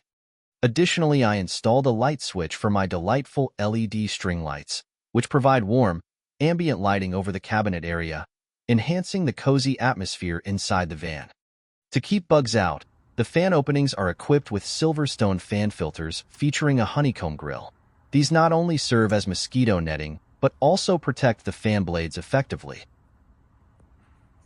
To stay cool during hot summer days and nights, I use a 5-volt USB rechargeable fan inside my camper van.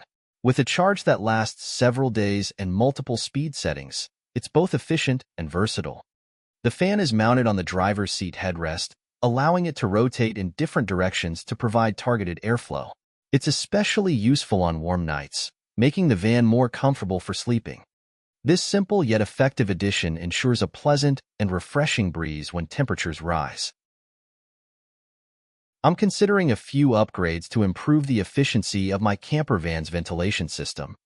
Currently, my ventilation module has both intake and exhaust fans. However, I've heard that having both fans as exhaust units could be more effective for cooling the van on hot days by creating a stronger pull of warm air out, while passive vents allow cooler air to flow in naturally. I'm also exploring the option of replacing the current fans with more powerful ones that offer higher airflow. This could significantly enhance ventilation, particularly during hot weather, and make the interior more comfortable.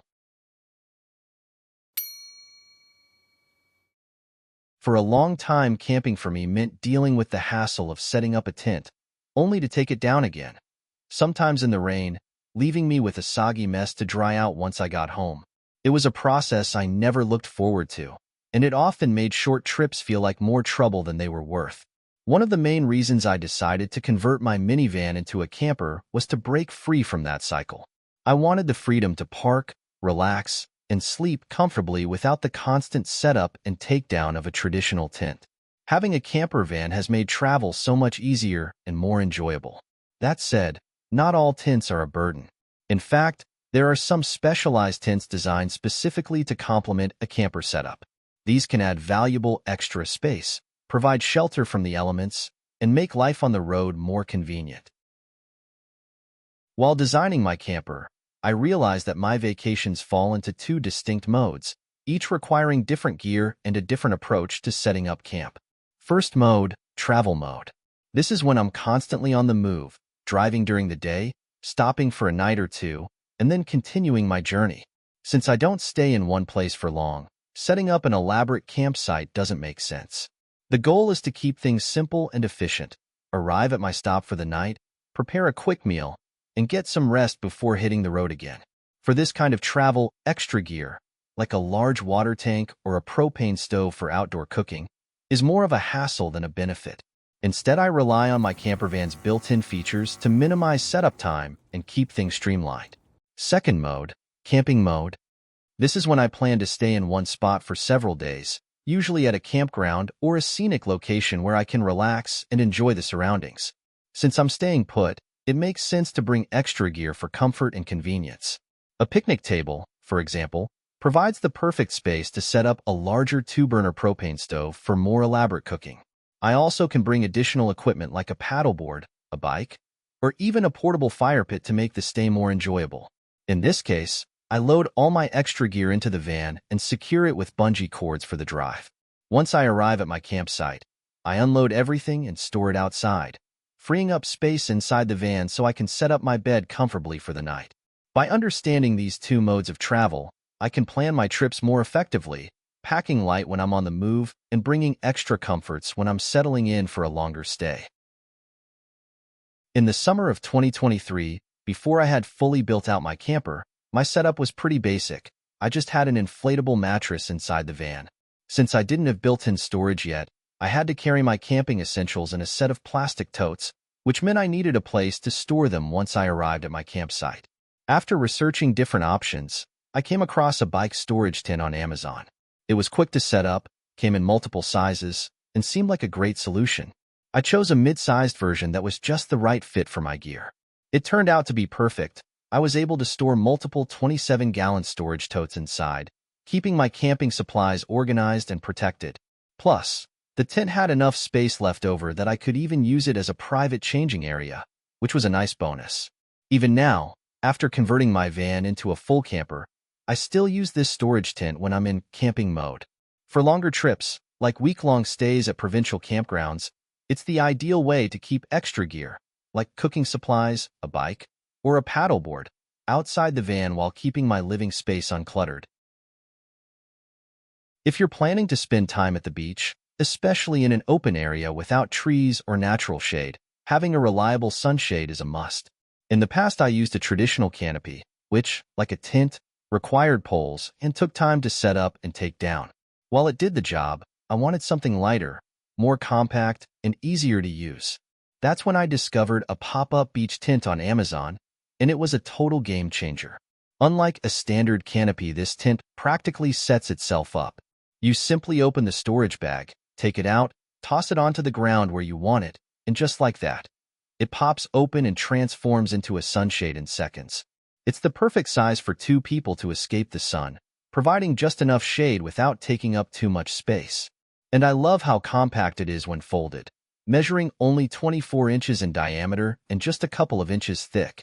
It fits perfectly in the narrow slot between my car's trunk wall and the support leg of my camper bed, making it incredibly easy to store and bring along on any trip. For anyone who loves beach days but hates the hassle of setting up bulky shade structures, this pop-up tent is an absolute must-have. At first, I had planned to create a DIY shower curtain setup for my minivan. The idea was to attach it to the vehicle, making it removable and storable in crossbar slots or beneath the solar panels. It seemed like a good solution at the time, but then I came across the camp shower pop-up tent on Amazon, and it completely changed my approach. This tent works just like the sunshade tent I use for the beach. You simply throw it on the ground, and within seconds, you have an instant shower room, no hassle involved. Not only is it incredibly easy to set up, but the tent also has a ton of practical features on the inside. Clips, pockets, and hangers, perfect for storing towels, soap, or other small essentials while you're using it. This tent is incredibly versatile. I use it as a shower room when I need to freshen up, but it's also perfect for a changing room or even setting up a portable toilet for outdoor use. Ideal for my Trillino. Like my sunshade tent, this shower tent folds down to a compact 24-inch diameter and stores at the same width. It fits neatly in my van's trunk, on the opposite side of the bed, making it easy to store and grab when I need it. For anyone looking for a quick, convenient, and multi-purpose solution for privacy and cleanliness on the road, this camp shower tent is a must-have.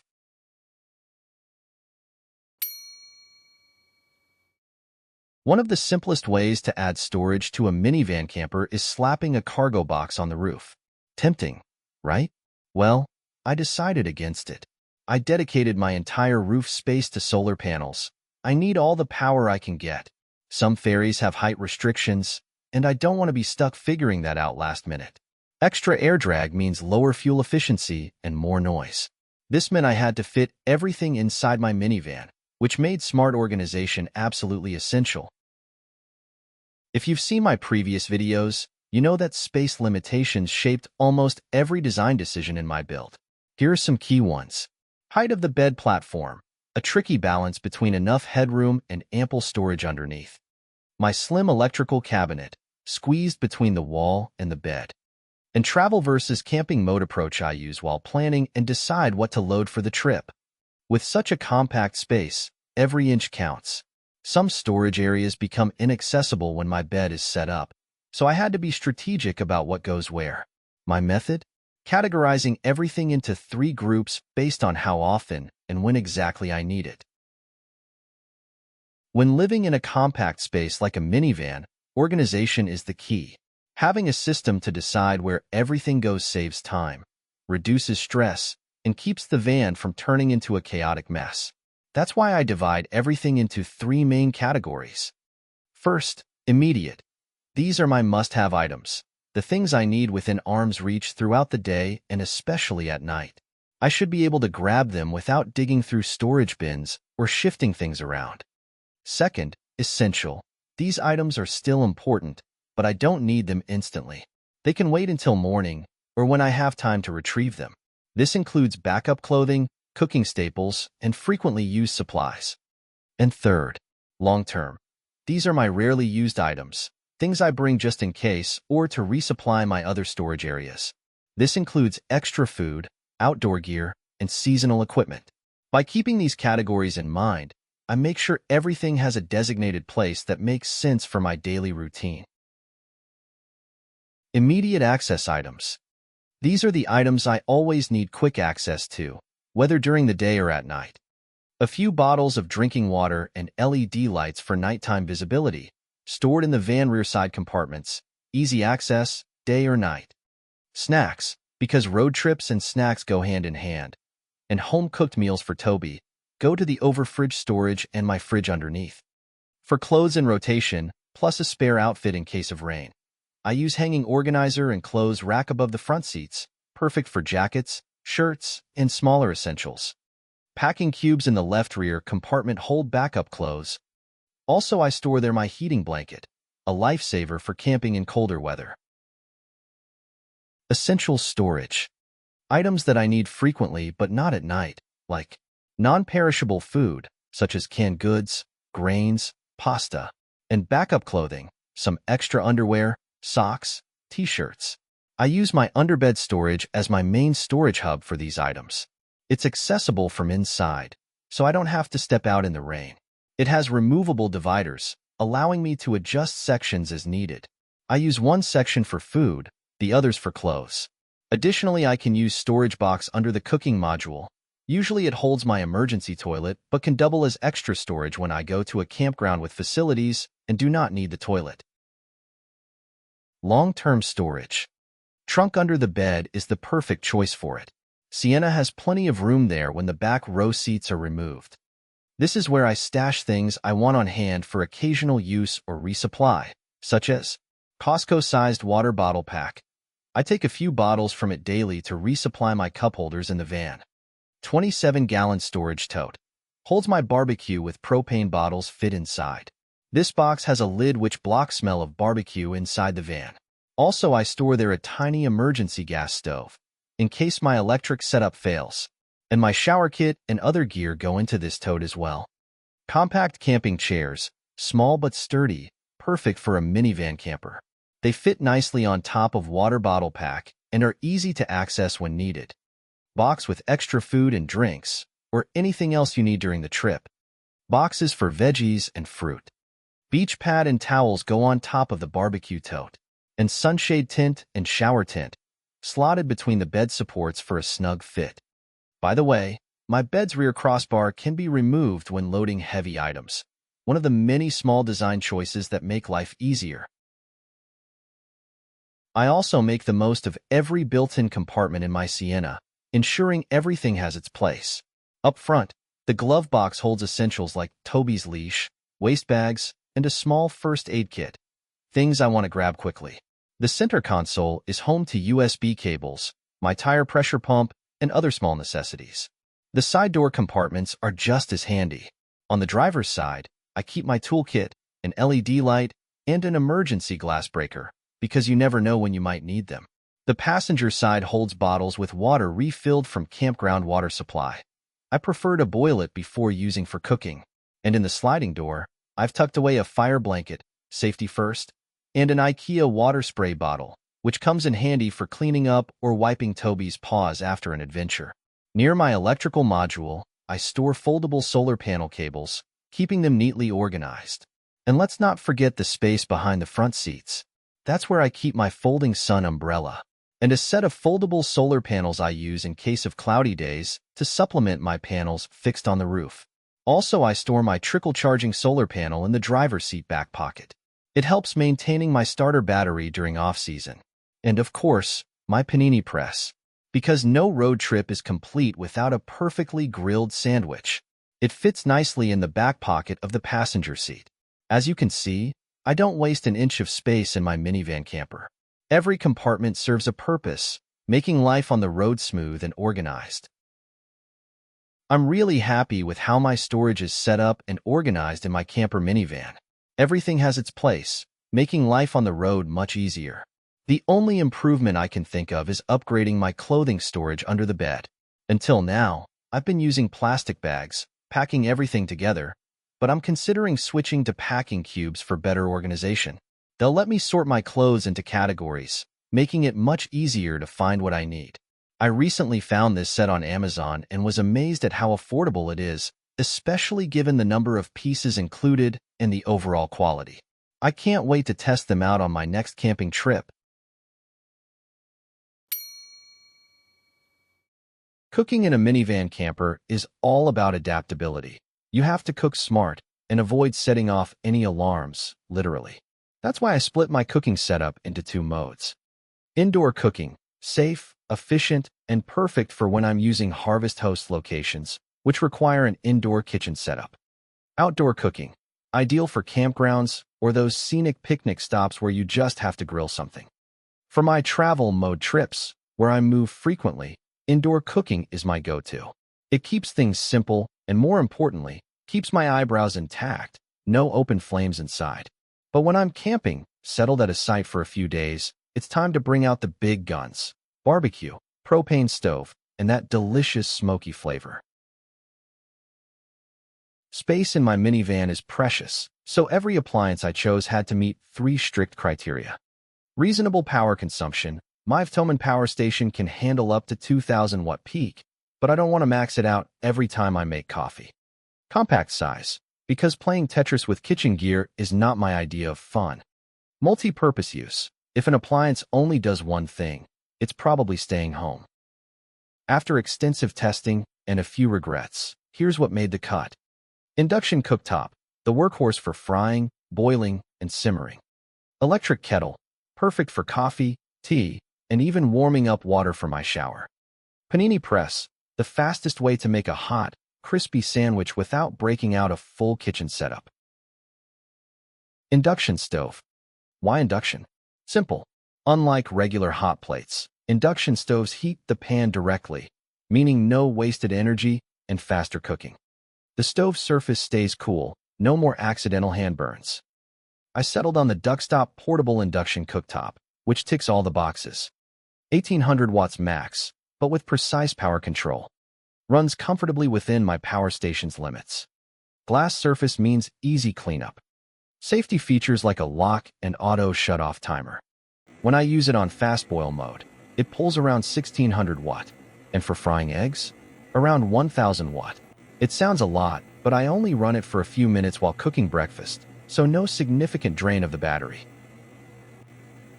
Regular aluminum cookware is not compatible with induction.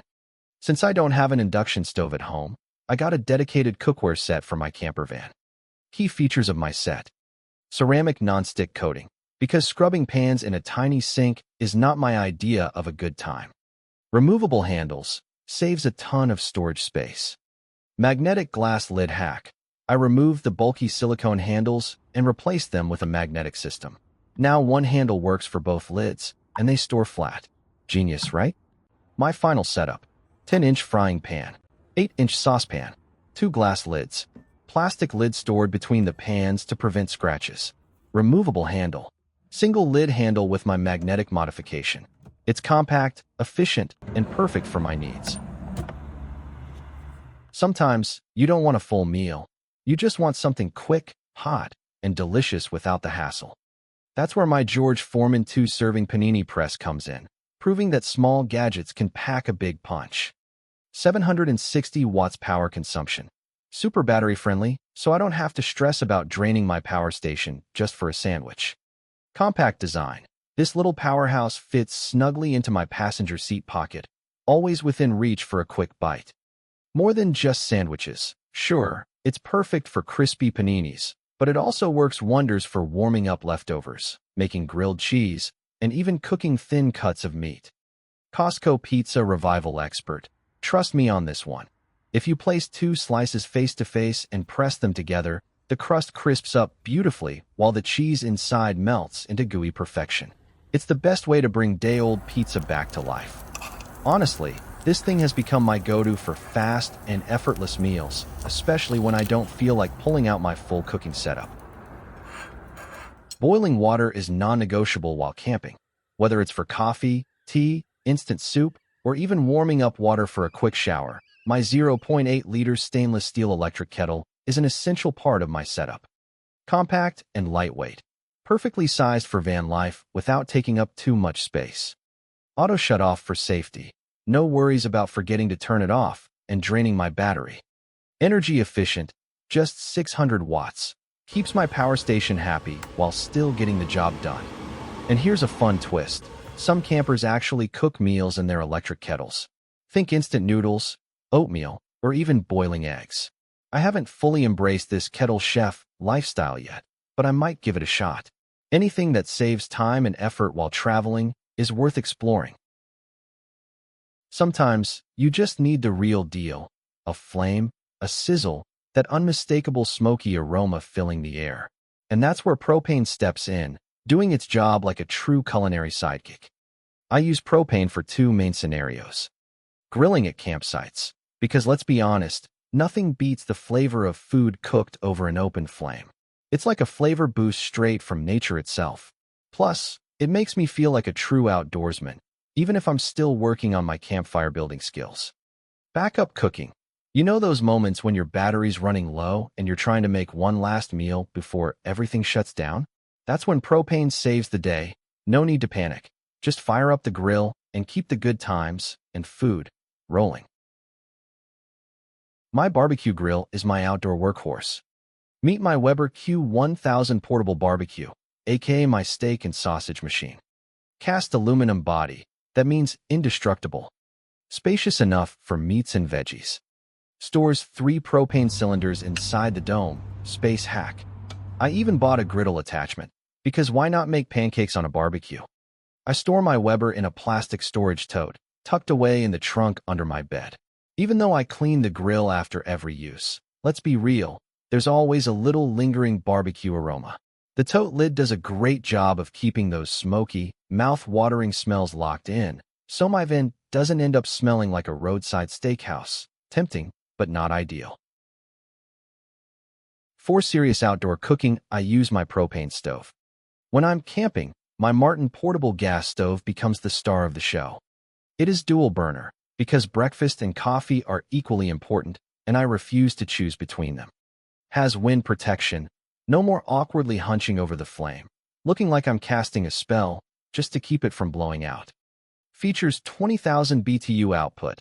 That's enough power to sear a steak, boil water in record time, or probably launch a small rocket. Propane compatibility runs on the same cylinders as my grill, so I don't have to carry extra gear like some kind of propane hoarder. Has electric ignition, no fumbling with matches or lighters, because nothing says fun camping experience like nearly singeing your eyebrows in the wind. Tiny but mighty backup stove. This thing is wild. My mini camping stove is super compact, fits in a tiny orange box. Surprisingly powerful and slightly terrifying. Serves as my emergency backup for those just-in-case moments when I do not have my dual-burner Martin stove with me. If my electrical setup fails for some reason, or there is not enough power to recharge by batteries, it waits patiently in my storage tote, ready to unleash its fiery magic when needed. Let's be honest, no day starts right without a cup of coffee. That's why the coffee maker is a must-have in my camper. Sure, I'd love a fancy espresso machine, but space is tight, and let's be real, I don't need to be carrying around an industrial coffee maker on wheels. So I had to get creative and find a compact solution that's easy to clean, because let's face it, no one wants to spend their morning scrubbing coffee grinds. Meet AeroPress. A few years ago, before I even built my camper, my friends recommended this little gem. It's ridiculously easy to use.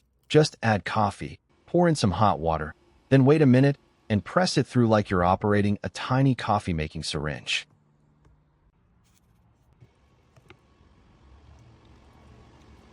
The cleanup? Super simple. The leftover coffee forms a nice puck that just pops right out. Rinse it, and you're good to go. There is a bigger version of AeroPress for home use, but I recommend a travel version of AeroPress that packs everything up into a neat little setup, perfect for making coffee for 2 while you're on the road. Hey there, fellow van lifers. You've built yourself a cozy little camper, and you're ready to hit the road. But before you take off, let's talk safety, because the only thing worse than running out of snacks is waking up to smoke, sparks, or a surprise gas leak. A minivan camper is a home on wheels, which means it has all the same risks as a house: fire hazards, electrical issues, gas leaks, but in a much smaller space. So today, I'm going to break down everything you need to know about staying safe in your minivan camper. Buckle up, because this is important. Electrical safety. Choosing the right battery. Your camper van battery powers everything, from your fridge to your lights. But not all batteries are created equal. Use a battery specifically designed for solar and camping vehicles, such as a deep-cycle lithium or AGM battery. These are built to handle frequent charging and discharging, making them far more reliable for off-grid adventures, because the last thing you want is a dead battery in the middle of nowhere. The latest generation of lithium batteries, lithium iron phosphate, is hands down the best option for camper vans. It boasts an exceptionally long lifespan, often lasting 10+ years, and offers superior safety. Unlike traditional lithium-ion batteries, it's far more stable and significantly less likely to catch fire if punctured or damaged. If you want reliable, worry-free power on the road, lithium iron phosphate is the way to go. A metal casing is a big plus. It adds an extra layer of protection against damage in case of an accident. Unlike plastic, it won't melt under high heat and can help contain a fire if the battery ever decides to throw a fiery tantrum. Think of it as a suit of armor for your battery. Better safe than sorry. Secure the battery, because a loose battery in a moving van is basically a high-voltage bowling ball just waiting to cause chaos. Strap it down properly, or you might end up with an unintentional science experiment on wheels. Both my Toman power station and eco-worthy battery in my camper run on lithium iron phosphate technology, one of the safest and most durable battery types available. They come with a built-in battery management system, BMS, to guard against overcharging, overdischarging, and short circuits, keeping my power setup reliable and stress-free.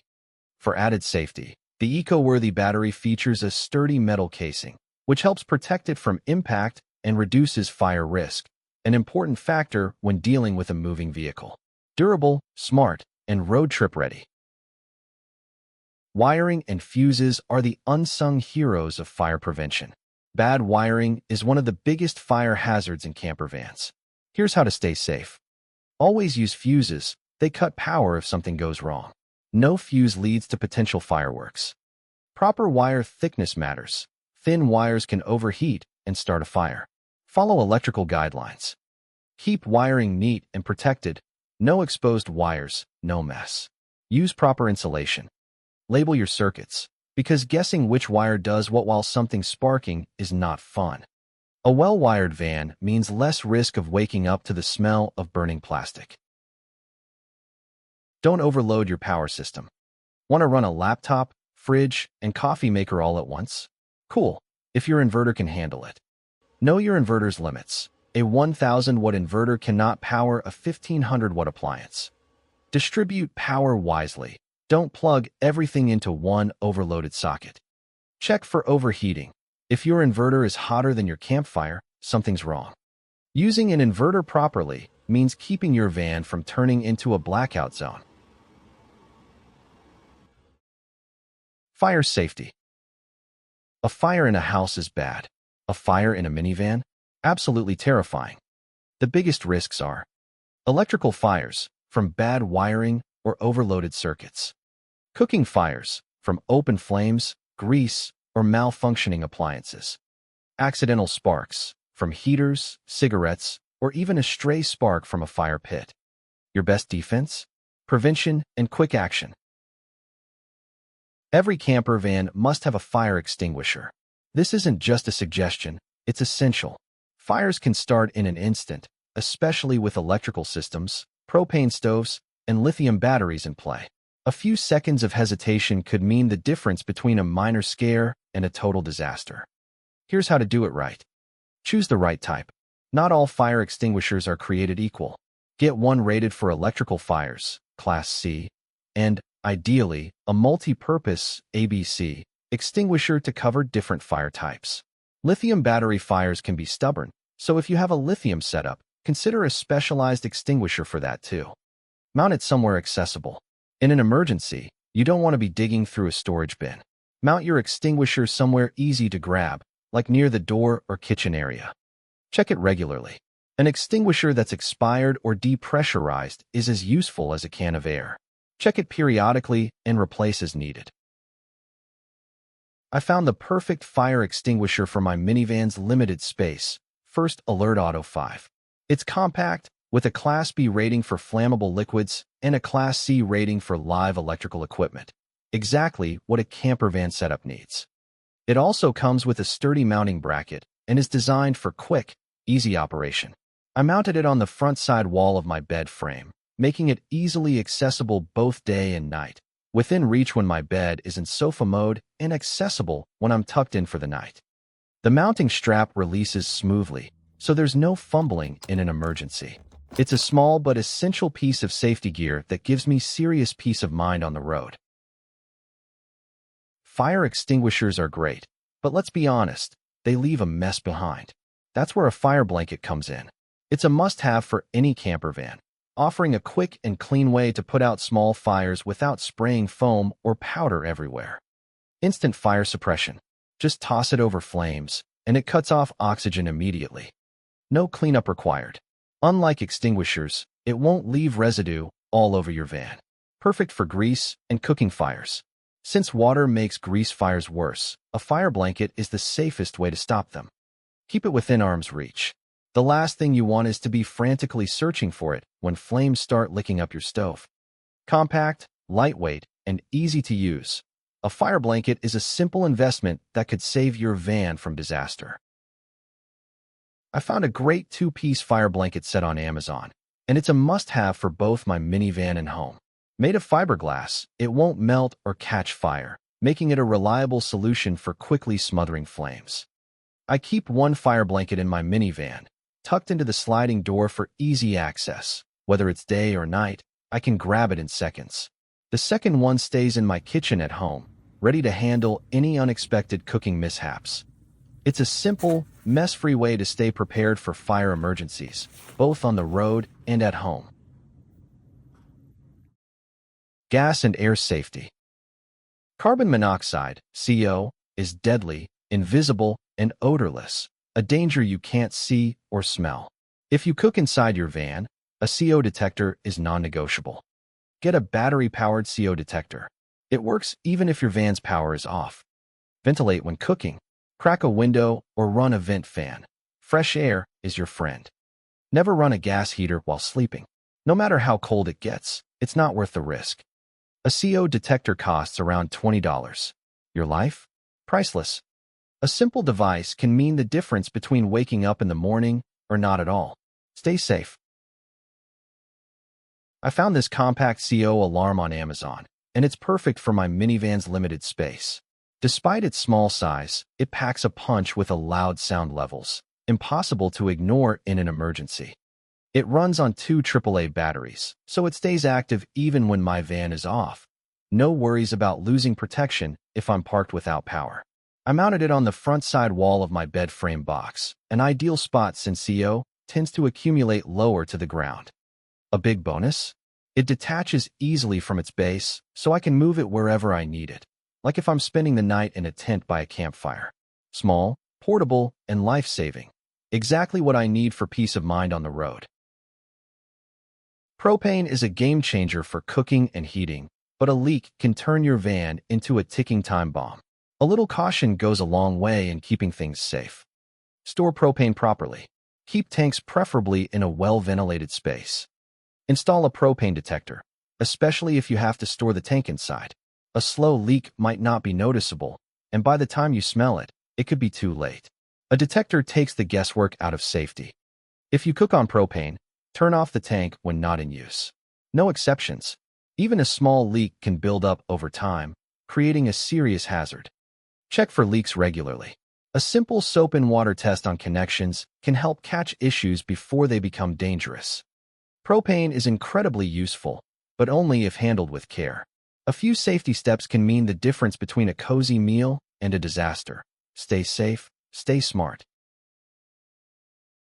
Even though I do not cook on propane inside the van, I still carry a few cylinders inside my portable Weber barbecue under my bed. I installed the compact Tecumor RV propane gas detector on the side wall of my electrical cabinet, and it's been a solid safety upgrade. It's hardwired to my 12-volt eco-worthy house battery, so it stays on 24/7. This detector doesn't just sound an alarm. It also provides a real-time concentration level display, giving me constant visibility into air quality. Mounted low to the ground, it's perfectly positioned to catch leaks early, since propane, like CO, is heavier than air and settles at the bottom first. Loud, reliable, and always on. This little device gives me peace of mind that I'll catch a leak before it becomes a real danger. Mechanical safety. And last but not least, do not forget to take care of your van itself. Oil changes. Your engine needs fresh oil to stay happy. Change it every 3,000 to 5,000 miles or whenever your van manufacturer suggests. Brake check. If your brakes sound like a dying goose, that's a problem. Get them inspected regularly. Tire care. Underinflated tires lead to the bad gas mileage. Worn-out tires is a disaster waiting to happen. Check your pressure and tread often. Battery health. A dead battery means you're stranded. Keep it charged and check for corrosion. A little maintenance goes a long way, because being stuck on the side of the road in the middle of nowhere is not an adventure. Emergency escape. Always have an exit plan. Picture this. It's the middle of the night. You hear something weird outside. You try to leave, but oops, your van is packed tighter than a burrito. Always keep a clear path to the driver's seat. No gear pileups blocking your way. If you sleep in the back, have a secondary escape route, like an unlocked sliding door or a window you can pop open. Park in a way that lets you leave quickly. Nose-out parking means no awkward 10-point turns when you're trying to escape. A good exit plan means you'll never be that person struggling to get out while a raccoon judges you.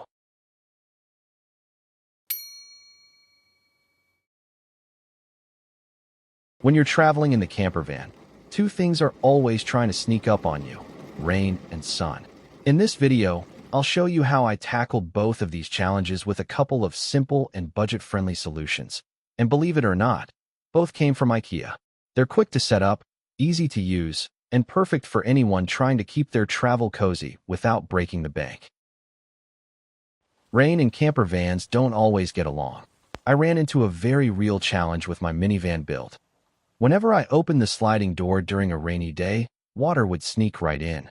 It didn't just hit the floor, it got onto my bed and the cooking module cabinet too. It is super annoying, especially when the bed is set up and doesn't have a waterproof cover on it. Nothing like climbing into a soggy bed to ruin your camping vibe. At first, I considered installing a retractable awning. Seems like a great idea, right? Well, not quite. It's not exactly stealth camper friendly. They stand out, take time to set up, and can be pricey. Plus, when wind joins the party, awnings turn into flappy kites. And if you pack them up while they're still wet, say hello to mold. That's when I had a light bulb moment. Why not use a giant umbrella to cover the entrance? It's simple, portable, quick to set up, and you can actually use it when you leave the car too. I remembered seeing those massive IKEA umbrellas during rainy West Coast days. They're huge, surprisingly tough, and super budget-friendly, around $7 or even cheaper when on sale.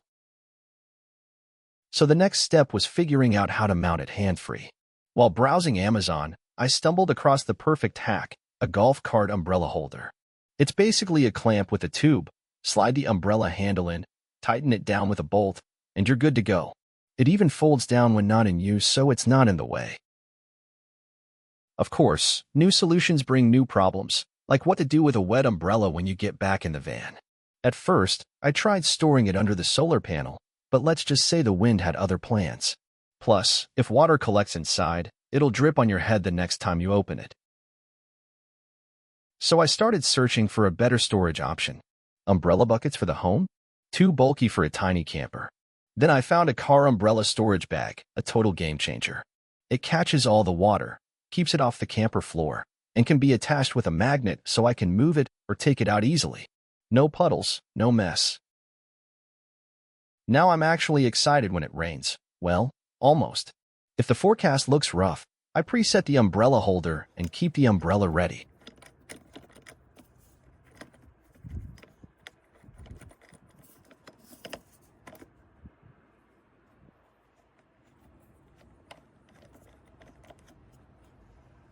When I'm ready to head out, I open the door, pop open the umbrella while staying dry inside, and slide it into the holder.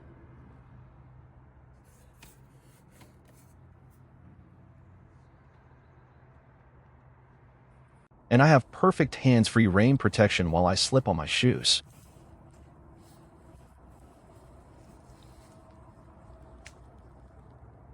And coming back is just as smooth. I slide the umbrella into the holder, get in, take off my jacket and shoes, and then drop the wet umbrella into the storage bag. No wet floor, no fuss, and everything stays nice and dry inside.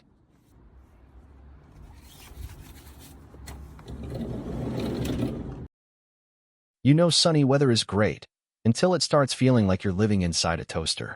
I decided early on to skip the whole retractable awning thing as it is too bulky, too fussy, too expensive. I wanted something simple, quick to set up, easy to pack away, and if possible, something I could use both at my van and at a campsite. And once again, IKEA saved the day. I found this rectangular sun umbrella that checked every single box. Rectangular shape? Perfect. Hugs the van like it was custom made. Easy to unfold? Absolutely, even before coffee. Size? Just right, not too big, not too small. Storage? Slides neatly behind my front seats like it was meant to live there. But, and there's always a but. How do you actually attach an umbrella to a moving piece of metal? Usually these umbrellas are meant for patios, with those huge, heavy bases that scream, "I belong in a backyard, not a tiny camper van." Definitely not an option when every inch of space counts. And here's where my trusty solar panels and the crossbar underneath swooped in like superheroes. There's a gap under the solar panel, just big enough for a clever little hack. I used a Vevertruck bed adjustable bar, removed the original pads, and added a heavy-duty aluminum clamp. Fancy words for, I Frankensteined a solution together. Then I mounted the bar using aluminum mounting brackets. I had to drill a few extra holes in the brackets to fit my crossbar slot. To keep it solid, I secured everything with stainless steel slot bolts, because shaky umbrellas are only funny in cartoons, and you do not want the crossbar fly away while you drive on the highway. And now, when I need instant shade over my van entrance, it takes me literally 3 quick and easy steps. 1. Extend the telescopic bar.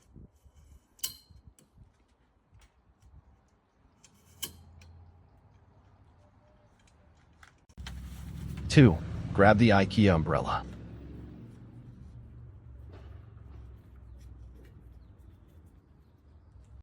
3. Unfold and clamp it in place.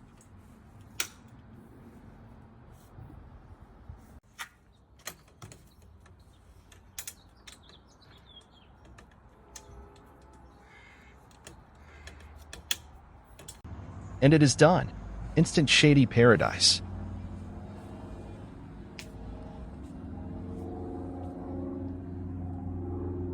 And the best part? This umbrella isn't just a one-trick pony. I picked up a special outdoor umbrella clamp with a wide opening that fits chunky campground tables. Now I can have shade over my lunch like a king. I just clip it where I want, slide the umbrella in, and boom, I have a gourmet lunch, minus the sunburn.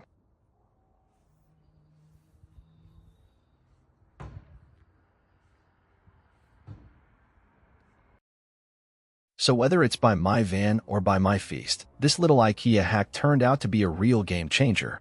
Stay shady, my friends.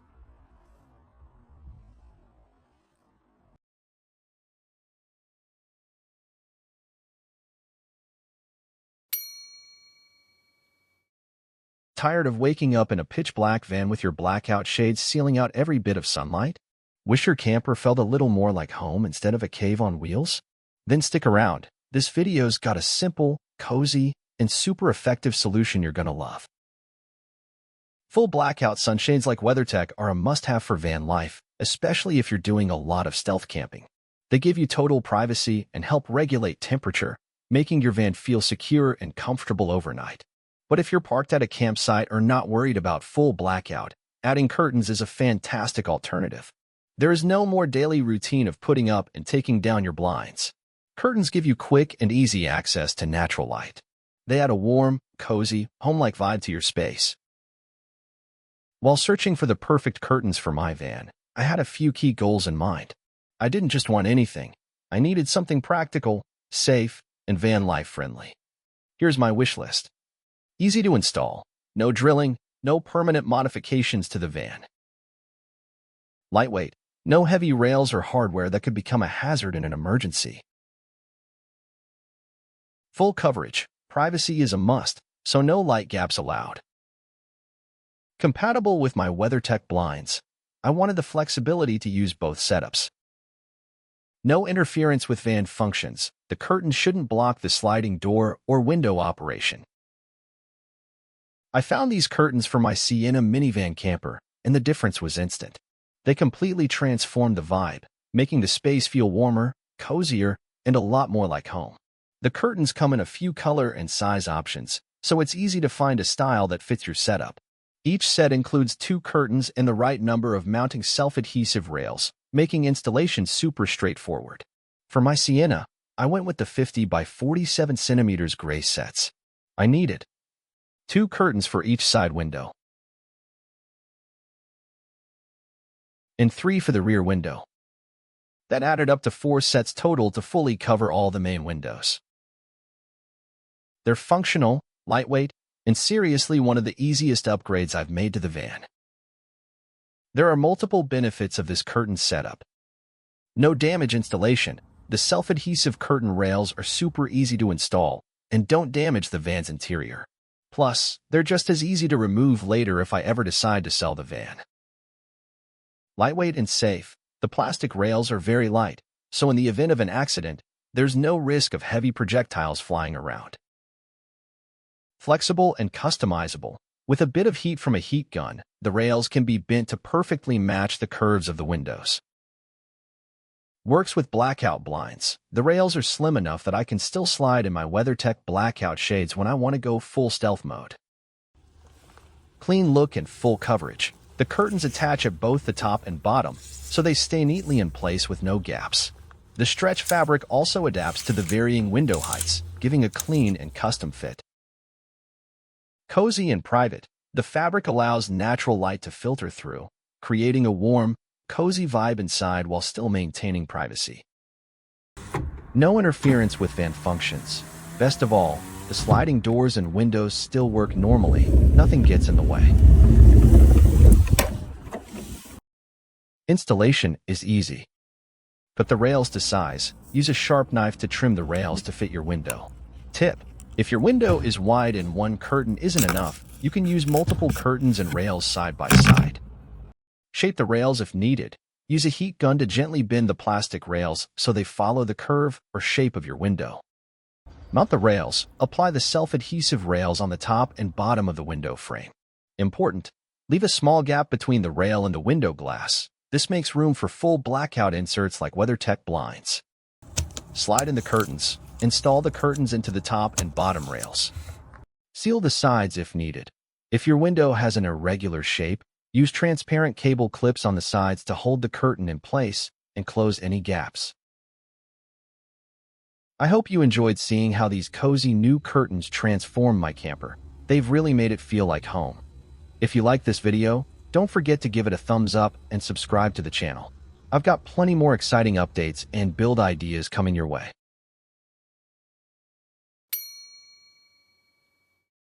In my last video, I showed you how I added window curtains to make my camper feel a little cozier, like a tiny rolling cabin on wheels. They're not full blackout as we're not trying to live in a cave here, but they give enough privacy for campground life or casual non-stealth camping. But there was one glaring gap. That big, wide open space between the front seats in my cozy living room. Time to fix that with a divider curtain. Now, I couldn't just reuse the same curtain setup I used for the windows. Those need tracks on the top and bottom, which obviously doesn't work behind the front seats as there is no place to install bottom rail. So I went on a quest for a curtain that only needed a top rail, was long enough to cover the whole space, and matched the style I already had. A curtain worthy of separating the cockpit from the camper cabin. And guess what? I found the perfect one. Same fabric, same cozy gray color, and even came with the same self-adhesive plastic rail I used before.